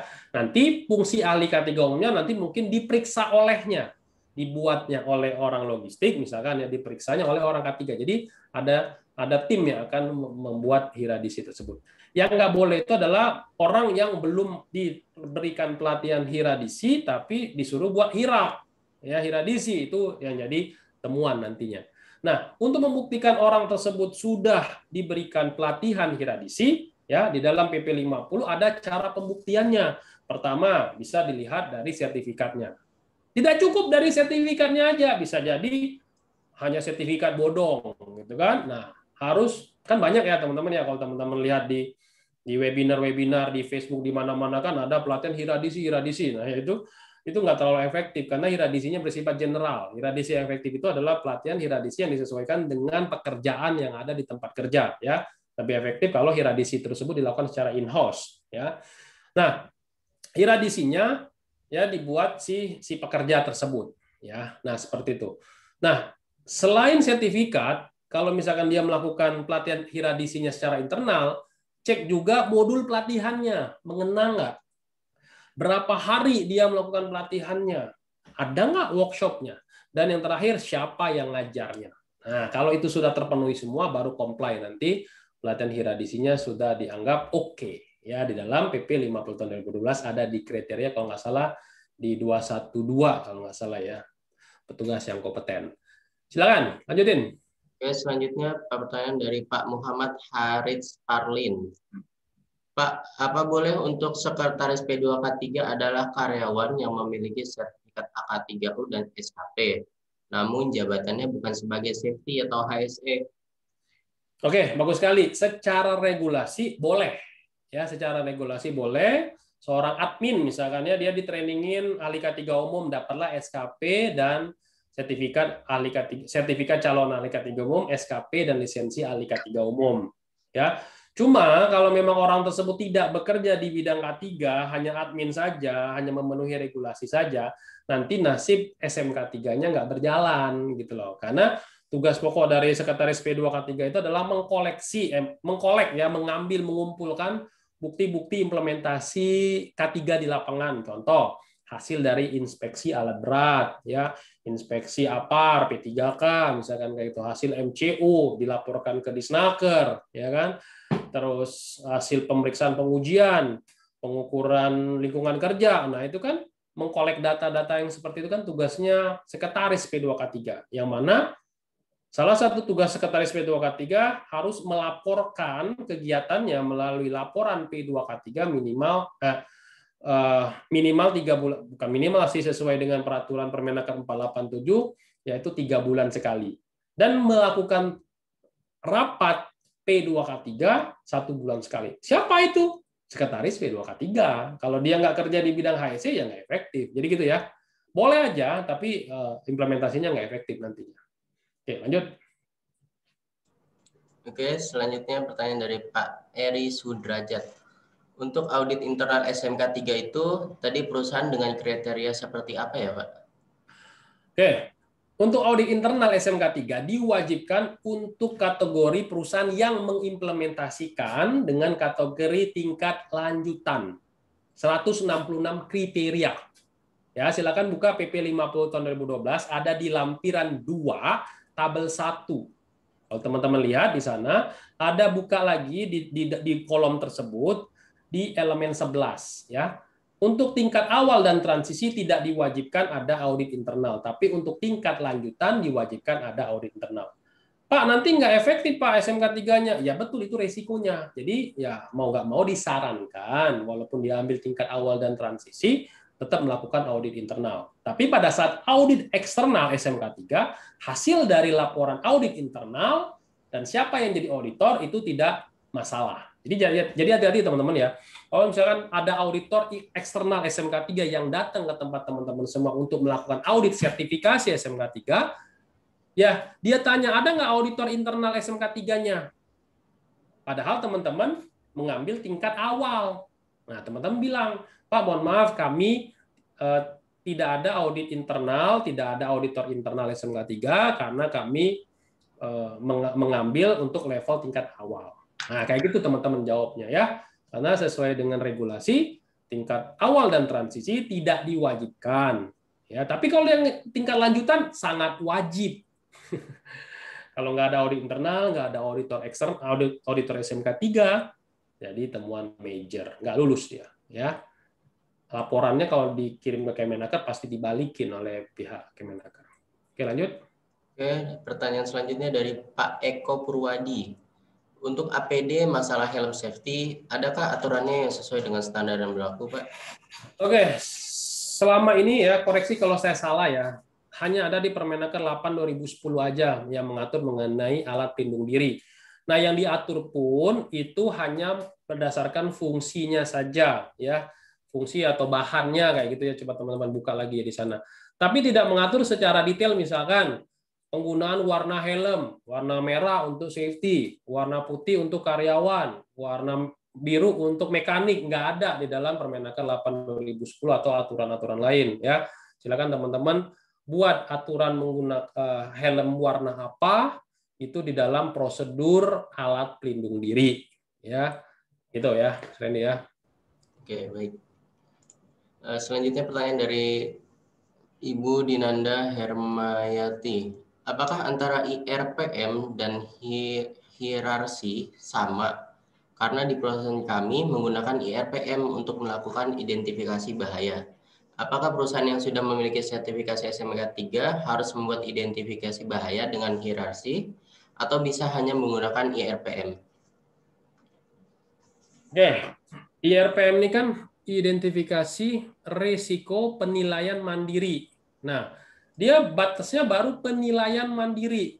Kalau di IRPM itu sudah ada pengendalian risikonya yang mengadopsi 5 5 proses pengendalian risiko, eliminasi, substitusi, rekayasa engineering APD itu nggak masalah. Tapi kalau dari singkatannya ini identifikasi risiko penilaian mandiri, jadi masih mentok di penilaian. Jadi yang 3 unsur tadi baru 2 unsur terpenuhi, nah itu belum bisa ya. Jadi silakan menggunakan istilah apapun, HIRA DC, HIRA RC, HIRA OP, IRPM, risk register, apapun itu silakan, tapi 3 tadi terpenuhi, mengidentifikasi bahaya, menilai dan mengendalikan risiko itu. Ya, khusus yang OSAS 18001 versi 2007, pengendalian risikonya dilakukan 2 kali. Ada yang namanya risiko sisa. Ya, silakan lanjutin. Oke, selanjutnya pertanyaan dari Pak Indra Budi Kristanto. Apa bedanya JSA dan HIRA DC? Mohon maaf, masih baru di dunia safety. Aduh, ini di luar dari topik ya. Nah, sebenarnya materi HIRA DC sama JSA nanti ada di webinar Media Tama ya. Kita sudah buatkan orang ahlinya. Nanti kita buat ada webinar teknik pembuatan JSA dan HIRA DC di pertambangan. Satu lagi teknik pembuatan HIRA DC dan JSA work permit di tempat kerja, jadi secara umum. Nanti ada 2 webinar ngebahas tentang JSA dan HIRA DC. Tapi secara umum saya jawab dulu, apa beda HIRA DC sama JSA? Ya singkatannya aja teman-teman udah bisa baca ya. HIRA DC ya, Hazard Identification, Risk Assessment and Determining Control. Ya, ada namanya penetapan pengendalian. JSA, Job Safety Analysis. Kapan atau apa perbedaannya? Perbedaannya adalah kapan dibuatnya. Kalau di HIRA DC itu dibuatnya, misalkan proyek ya, sebelum proyek berjalan, nanti masuknya ke HSE Plan atau RK3K kalau di konstruksi, ya, atau kalau di tambang namanya Safety Plan. Tapi kalau JSA dipakai pada saat pelaksanaan proyek itu sedang berjalan, yang tidak ada di dalam HIRA DC atau pekerjaan yang khusus atau pekerjaan yang menggunakan alat baru, metode kerja baru, bahan kimia yang belum ada di HIRA DC, dan lain sebagainya. Jadi HIRA DC itu lebih ke arah proses perencanaan, tapi JSA itu lebih ke arah proses ke pelaksanaan. Seperti itu. Ya. Lanjutin. Oke, selanjutnya pertanyaan dari Pak Kurniawan Awan. Pak, saya mau bertanya, untuk pengujian alat berat angkat angkut, apakah bisa dilakukan oleh safety officer? Lalu SMK 3 apakah harus terintegrasi dengan CSMS? Oke, alat angkat dan angkut. Ya. Itu diatur dalam Permenaker tadi udah dibahas ya 8/2020. Baru banget itu pada saat masa Covid-19 ya. Nah, itu harus dilakukan pemeriksaan dan pengujian oleh ya ahli angkat dan angkut. Jadi gitu ya. Nah, kalau safety officer-nya sudah punya SKP dan lisensi angkat dan angkut, pesawat angkat dan pesawat angkut, ya, itu boleh melakukan pemeriksaan pengujian secara internal untuk kebutuhan internalnya saja, ya.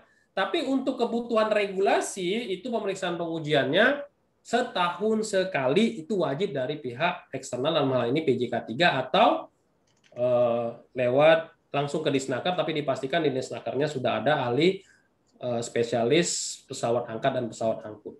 Ya, jadi kalau yang di internal itu hanya untuk kebutuhan, misalkan nih ya ada alat yang baru masuk ke proyek, kayak gitu kan, ada alat pindah mobilisasi dari proyek ini ke proyek ini, silakan dilakukan pemeriksaan dan pengujian secara internal, ya, oleh operatornya pun juga boleh. Misalkan operator dia baru bawa eksavator, ya, pindah eksavator sini, pindah ke sini, ya. Nah, ketika perpindahan ini mobilisasi ya masuk ke proyek ini, si operator eksavator melakukan proses inspeksi terhadap alat ini, itu boleh. Ya. Nah, tapi kalau ngomongin soal regulasi sesuai dengan SMK 3, ada lagi untuk pemeriksaan pengujian nanti keluar namanya SUKET. Surat Keterangan Pemenuhan Persyaratan K3 namanya. Kalau dulu dikenal istilah SILO. Surat izin layak operasi kalau dulu, kan, kalau sekarang nggak lagi, berbeda gitu. Pertanyaan kedua, SMK 3 apakah harus terintegrasi dengan CSMS? Nah, teman-teman harus bedain dulu. CSMS itu singkatan Kontraktor Safety Management System. Digunakan untuk apa? Untuk menseleksi vendor pada saat masuk ke list vendor atau daftar rekanan terseleksi di sebuah perusahaan. Nah, CSMS itu identik dengan perusahaan pertambangan minyak dan gas bumi yang menggunakan sistem ini. Kalau pabrik biasanya dia menggunakan kuesioner untuk vendor, ya. Tapi sekarang untuk dunia konstruksi khususnya di BUMN yang karya-karya kayak Utama Karya, Waskita Karya, Nindya Karya, Rekin dan lain sebagainya, dia juga sudah mengadopsi CSMS untuk menseleksi vendor supaya dia bisa masuk ke vendor dan diberikan tugas atau kontrak untuk mengerjakan pekerjaan konstruksi. Nah, apakah harus terintegrasi SMK 3? Maksudnya terintegrasi itu kayak gimana? Nah, mungkin kayak gini maksudnya. CSMS itu adalah ada pertanyaan kuesioner tuh pertanyaannya. Nah, di dalam untuk tender tertentu ya, ada untuk pekerjaan tertentu di dalam CSMS itu ada pertanyaan. Apakah perusahaan memiliki sertifikat SMK 3? Nah, kalau tidak ada nanti poinnya berkurang. Nah, mungkin seperti itu ya, benang merahnya ya. Apakah harus terintegrasi atau tidaknya. Ya, SMK 3 itu sistemnya CSMS itu untuk membuat atau menseleksi vendor. Jadi nggak bisa dibandingin gitu loh. Bukan apple to apple gitu ya. Oke, lanjutin. Oke, selanjutnya pertanyaan dari Pak Surya Andita Nasution. Siang Pak Denny, biasanya waktu pelaksanaan audit dilakukan oleh tim. Apakah seluruh auditor yang mengaudit harus tersertifikasi auditor SMK 3 atau cukup salah satunya saja? Kemudian unit apa sajakah yang harus diaudit dalam ruang lingkup SMK 3 selain unit safety, health and environment? Apakah unit supporting seperti keuangan, IT, sales, marketing itu perlu diaudit SMK 3 pada klausul apa? Terima kasih. Oke, bagus sekali pertanyaannya. Nah, pada saat audit internal SMK 3 di perusahaan yang mengimplementasikan tingkat kategori lanjutan dengan 166 kriteria, minimal harus punya 2, saya bilang. Kenapa harus 2? Kalau misalkan satu saja, misalkan satu orang ini auditor SMK 3 ini bersertifikat Kemenaker bertenggernya di bawah divisi QHSE atau divisi K3, ya, pada saat melakukan audit SMK 3 yang terjadi apa? Ya, dia akan melakukan audit ke semua bidang, ya. Tapi yang jadi pertanyaan, bidangnya dia atau divisinya dia, QHSE-nya dia, siapa yang audit? Ingat, di dalam SMK 3 itu ada istilahnya independen. Ya, audit SMK 3 adalah audit yang terdokumentasi dan independen. Nah, kalau cuma satu aja nggak independen nantinya. Kenapa? Karena divisi QHSE siapa yang audit? Nah, kenapa disarankan 2? Satunya ini ya kita ambil dari divisi HRD. Jadi divisi HRD ambil 1 orang atau divisi procurement ambil 1 orang, trainingin K3 umum, lalu trainingin auditor SMK 3. Sehingga dialah yang akan melakukan audit terhadap QHSE. Jadi terciptalah yang namanya audit cross. Nah, itu yang namanya untuk menciptakan audit SMK 3 independen karena diatur dalam Permenak PP 50 tahun 2012 ada di kriteria 1112. Oke. Oke, berikutnya. Apakah unit kerja lain seperti keuangan, sales, IT itu tidak perlu diaudit? Teman-teman hati-hati ya. Di ruangan IT itu ada server. Ya. Ruangan IT itu ada di mana juga. Kalau ruangan IT sama ruangan server digabung, itu juga jadi temuan. Makanya IT pun harus diaudit. Ya, kenapa? Karena ruangan server sama ruangan IT itu memiliki suhu untuk berbeda. Kalau ruangan server mungkin di bawah 16 derajat. Kalau ruangan IT disesuaikan dengan suhu ruangan orang bekerja. Nah, itu sering banget jadi temuan. Oke, bagaimana dengan keuangan? Keuangan diaudit nggak? Diaudit juga. Di mananya, Pak? Di bagian penyimpanan berkas-berkasnya. Ya, ingat, keuangan itu menyimpan faktur pajak dan invoice. Ya, yang mana faktur pajak tersebut kalau perusahaan BUMN bisa 20-25 tahun. Kalau perusahaan swasta 5-10 tahun harus disimpan. Nah, ruang penyimpanan dokumen-dokumen itulah yang mengandung faktor bahaya penyebab kecelakaan. Contoh misalkan dia pasang rak-rak, pada saat saya audit, ngambil raknya dari mana? Oh, dia naikin antar rak tanpa disediakan tangga yang standar. Lalu tidak ada lampunya yang standar, ya, lampu sesuai dengan lampu Permenaker 5 2018 berapa lumennya gitu. Tidak ada aparnya, tidak ada P3K-nya, jalur evakuasinya nggak ada. Nah, itu jadi temuan di sana, ya. Kalau marketing di mana, Pak? Marketing juga diaudit. Ya, kenapa? Karena marketing lah yang akan memegang dokumen CSMS. Bagaimana dia membuat dokumen CSMS, ya? Kalau bagaimana dia tidak diaudit gitu loh. Kan aneh gitu. Marketing justru harus diaudit, wajib diaudit.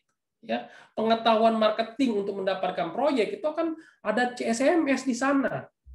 Ada HSE plan yang harus dibuat untuk memenangkan tender, ya. Marketing harus diaudit.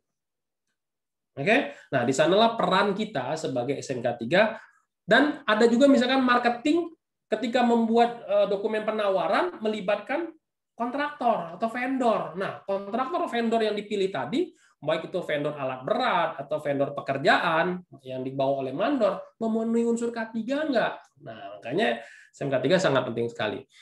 SMK 3 itu tidak ada klausul ya. SMK 3 itu mengenal elemen, subelemen, dan kriteria. Elemen ada 12, subelemen ada 122, ada 44, dan kriteria ada 166. Jadi untuk marketing itu ada di elemen 3, ya, perancangan. Keuangan ada di 6, IT ada di 6, ya, ada di elemen 6, sales ada di 6 juga. Oke, lanjutin.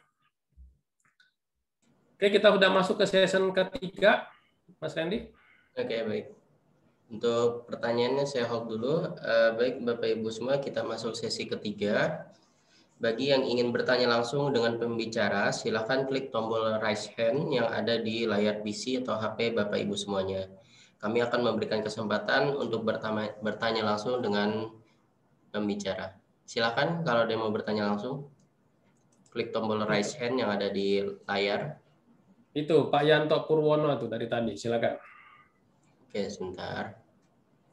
Allow to talk aja ya, jangan dipindahin ke panelis. Oke. Pak Yanto. Allow to talk, klik. Oke.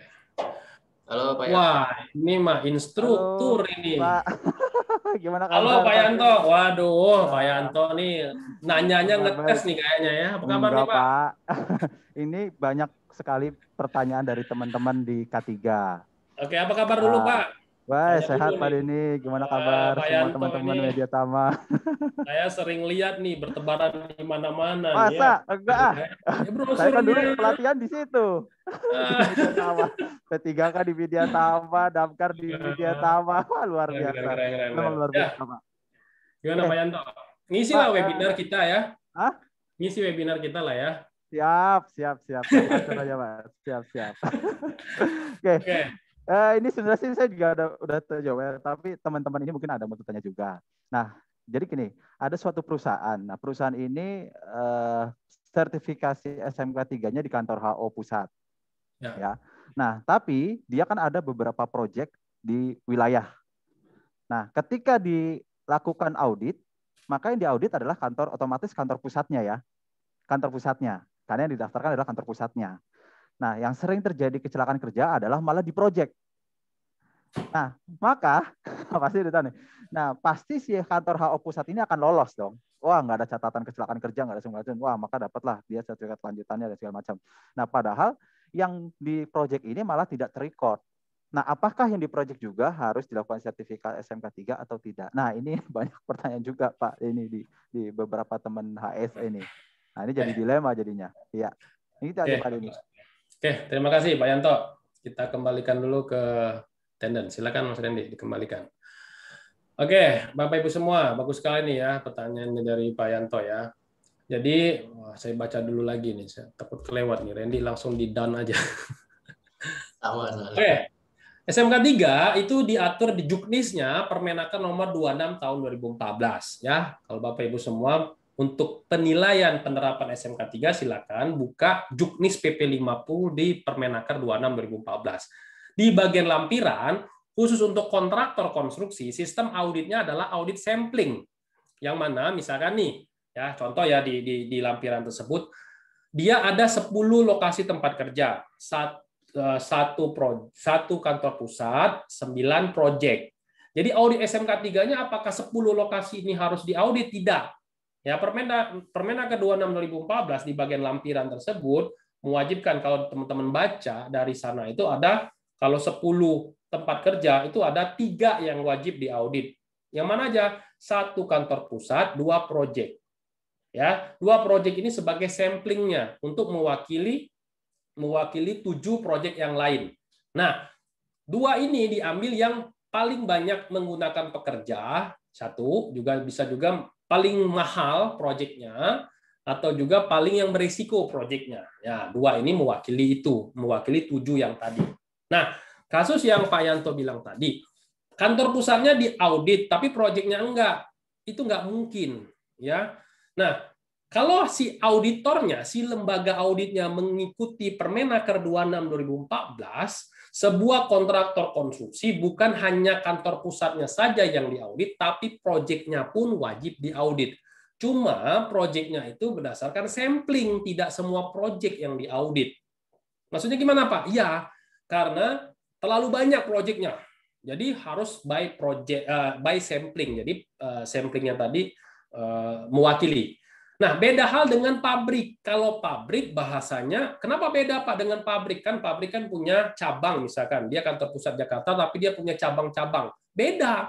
Kalau pabrik itu bersifatnya menetap, nggak berpindah-pindah. Tapi kalau proyek itu bersifatnya sementara, berpindah-pindah. Makanya Permenaker 26/2014, kalau untuk kontraktor, perusahaan dengan kontraktor konstruksi atau level engineering atau outsourcing itu by sampling di sana. Jadi bukan berarti proyeknya tidak diaudit, tapi proyeknya tetap diaudit, ya, tapi by sampling. Seperti itu ya, Bapak Ibu semua ya.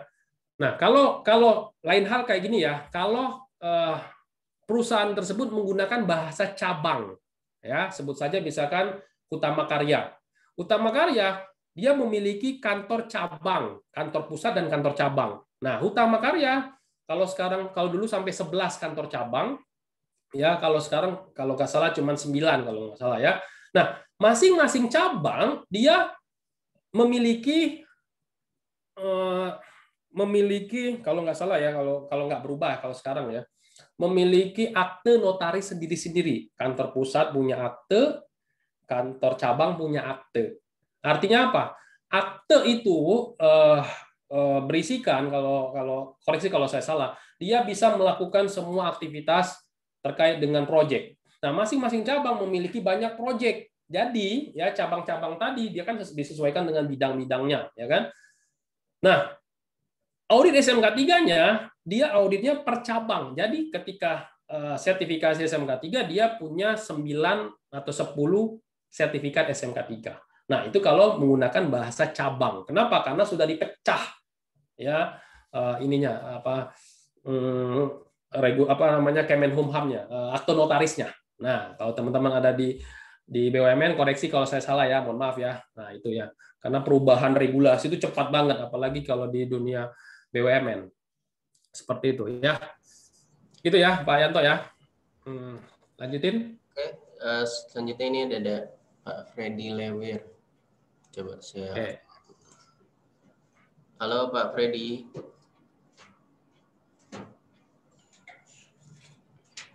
Halo Pak. Pak Freddy silakan meng-unmute dulu suaranya. Oke. Oke, kalau nggak Pak Freddy nggak bisa, cari yang lain. Pak. Oke, Pak Hulman. Oke, Pak Hulman, silakan. Halo Pak Hulman, selamat pagi.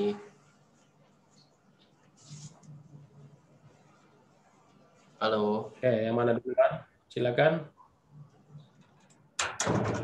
Oke, tidak ada suaranya. Pak Freddy, silakan di-unmute dulu. Bapak Ibu semua yang ingin bertanya langsung, silakan gunakan raise hand, tekan tombol sekali aja. Nanti kita kasih kesempatan untuk berbicara. Kalau enggak, lanjut ke pertanyaan di Q&A kalau masih ada. Oke, saya disable dulu. Ya. Oke, matikan aja raise hand-nya. Nah, itu tuh, nggak ada ya. Lanjutin pertanyaannya. Ada satu sih, Pak Widya tadi. Oh, oke. Dia cuma nyoba aja. Oke, selanjutnya pertanyaan dari Pak Fembrin Mulyono. Bila dalam audit eksternal sebelumnya ada temuan mengenai pelatihan, contoh pelatihan damkar yang belum bersertifikat kelas D, dan saat ini sudah ada beberapa personil di perusahaan yang sudah memiliki sertifikat kelas D, namun belum lengkap jumlah personil yang dibutuhkan. Masih progres untuk melengkapi jumlah yang dibutuhkan. Apakah itu masih akan menjadi temuan ketika audit eksternal? Oke, kalau ngomongin soal regulasi ya, regulasi itu kan ketat ya, saklek ya. Nah, kalau teman-teman ini ada toleransi, kalau teman-teman ambil, kalau kontraktor ya, kontraktor konstruksi yang mengambil 64 kriteria, untuk teman-teman yang sudah menyediakan petugas peran kebakaran kelas D minimal 2 orang, itu dia sudah dianggap comply untuk di satu kriteria tersebut. Tapi kalau teman-teman ngambilnya yang 166 kriteria, itu akan tetap jadi temuan, tapi temuannya minor, bukan temuannya major. Ya. Nah, SMK 3 itu bukan seperti ISO, yang mana misalkan ada temuan mengenai pelatihan, lalu di closing dengan program pelatihan, kayak gitu ya, nggak bisa. Kalau di ISO mungkin ketika ada temuan dengan mengajukan program pelatihan yang sudah disetujui, sudah comply gitu, sudah kesesuaian, sudah ditutup hasil temuannya. Nah, di SMK 3 tidak bisa. SMK 3 ada atau tidak ada. Oke, seperti itu. Oke, baik. Terima kasih Pak Denny. Selanjutnya ada satu pertanyaan lagi dari Pak Tukijan. Jika audit internal SMK 3 terlewat sekali, apakah akan menjadi temuan? Oke, bagus sekali. Nah, kalau dia menerapkan 166 kriteria, audit internalnya harusnya di dalam prosedur audit internalnya tertuang ada kata-katanya. Audit internal dilakukan rutin minimal 1 tahun sekali gitu. Tapi tahun tersebut tidak dilakukan audit, ya pasti jadi temuan nantinya. Ya. Nah, itu akan jadi temuan di audit eksternal. Seperti itu. Pasti akan jadi temuan. Oke, baik. Sebentar. Tapi tergantung juga ya, kadang auditor itu melihat misalkan nih audit eksternalnya itu 3 tahun lagi ya, tapi dia tahun yang pertama dia nggak melakukan audit internal, tapi tahun kedua dan ketiga dia melakukan audit internal, itu kadang dianggap comply juga. Oke. Oke, selanjutnya pertanyaan dari Ibu Widya Anna Saputro. Apakah kriteria pengukuran audit internal SMK 3 SMK 3L klausulnya sama dengan audit eksternal SMK 3L? Oke, SMK 3 bukan SMK 3L ya. Audit SMK 3 itu ya audit SMK 3 aja, lingkungannya tuh nggak ada ya. Karena diatur dalam PP 50 tahun 2012, Sistem Manajemen Keselamatan dan Kesehatan Kerja.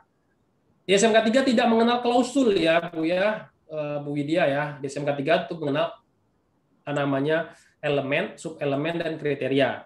Pada saat audit SMK 3, auditor itu menggunakan kriteria audit sebagai checklist auditnya. Mau dia auditor internal ataupun auditor eksternal, checklistnya sama, yaitu mengadopsi di PP 50 tahun 2012 di lampiran 2. Nah, di lampiran 2 itu kan bahasanya bahasa sangat general sekali. Kalau Bapak Ibu semua ikut training auditor SMK 3, nanti dikenal ada istilahnya interpretasi. Ya, kalau teman-teman Muslim kalau baca Al-Qur'an itu ada tafsirnya ya, supaya gampang untuk dicerna. Maksudnya apa sih? Nah, SMK 3 juga ada istilahnya interpretasi audit SMK 3. Oke. Kalau teman-teman lihat YouTube saya yang lama yang tahun kemarin saya pernah share, saya sudah membahas interpretasi SMK 3. Pak, saya belum absen. Oke. Oke, baik. Ini ada yang raise hand. Mungkin satu pertanyaan lagi ya, Pak ya? Oke, boleh, silakan. Raise hand. Oke, halo Pak Samsul. Halo Pak. Pak Samsul, silakan meng-unmute. Halo Pak Samsul. Oke, mungkin tidak ada suaranya. Saya disable lagi.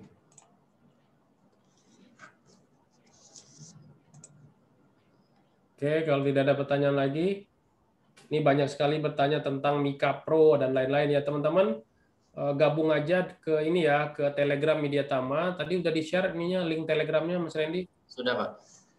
Oke, di-share ulang lagi aja. Jadi silakan teman-teman semua gabung ke Telegramnya Mediatama. Nanti teman-teman bisa dapat info cepat terkait dengan proses untuk mengubah ke Platinum atau link Zoom webinar dan lain-lain. Kalau teman-teman masih kesulitan untuk mengubah ke Platinum, silakan menghubungi Mas Rian itu ya. Tapi khusus untuk e-certificate, setiap host itu pegang masing-masing PIC ya. Jadi pastikan teman-teman ikut webinarnya yang mana, hubungi hostnya yang mana. Jadi jangan sampai salah host, nggak dilayani biasanya ya, gitu. Oke, ini apa maksudnya? Izin menambahkan untuk temuan kategori minor atau major. Oh, maksudnya gimana tuh? Ya. Oke, tidak ada pertanyaan lagi? Di chat sih ada satu sih Pak. Apa itu? Dari Pak Surya. Dari Pak Irsan. Izin bertanya Pak, bagaimana cara penetapan kriteria SMK 3 saat akan melakukan audit? Oh, maksudnya itu kategorinya ya, tingkat awal, transisi, dan lanjutan. Nah, perusahaan yang mengambil tingkat awal, transisi, dan lanjutan, itu kalau dulu menggunakan Permen 0596 berdasarkan SIUP-nya. Kalau dia perusahaan kecil, ambil yang tingkat awal, perusahaan menengah tingkat transisi, perusahaan besar tingkat lanjutan. Itu dulu. Kalau sekarang itu tidak mengadopsi itu lagi. Perusahaan dengan tingkat, perusahaan besar ngambil kategori awal, boleh. Perusahaan kecil ngambil tingkat lanjutan 166 kriteria, boleh. Ya, jadi intinya adalah tergantung dari perusahaannya, tergantung dari sumber daya yang ada dimiliki oleh si perusahaan tersebut, baik itu sumber daya manusia, sumber daya orang, ataupun sumber daya keuangan. Gitu ya Pak Irsan ya. Salam buat Pak Fatahila ya, dari Semen Batu Raja. Oke, tidak ada lagi? Waduh, nambah lagi tuh. Yoren, buruan. Nambah lagi tuh di Q&A. Dari Pak Agus Sulaiman, izin bertanya, kalau untuk pekerjaan bawah air, bagaimana auditnya, Pak? Oke, kalau bawah air ya silakan Bapak Ibu semua baca PP 50 tahun 2012, Permenaker 26 2014.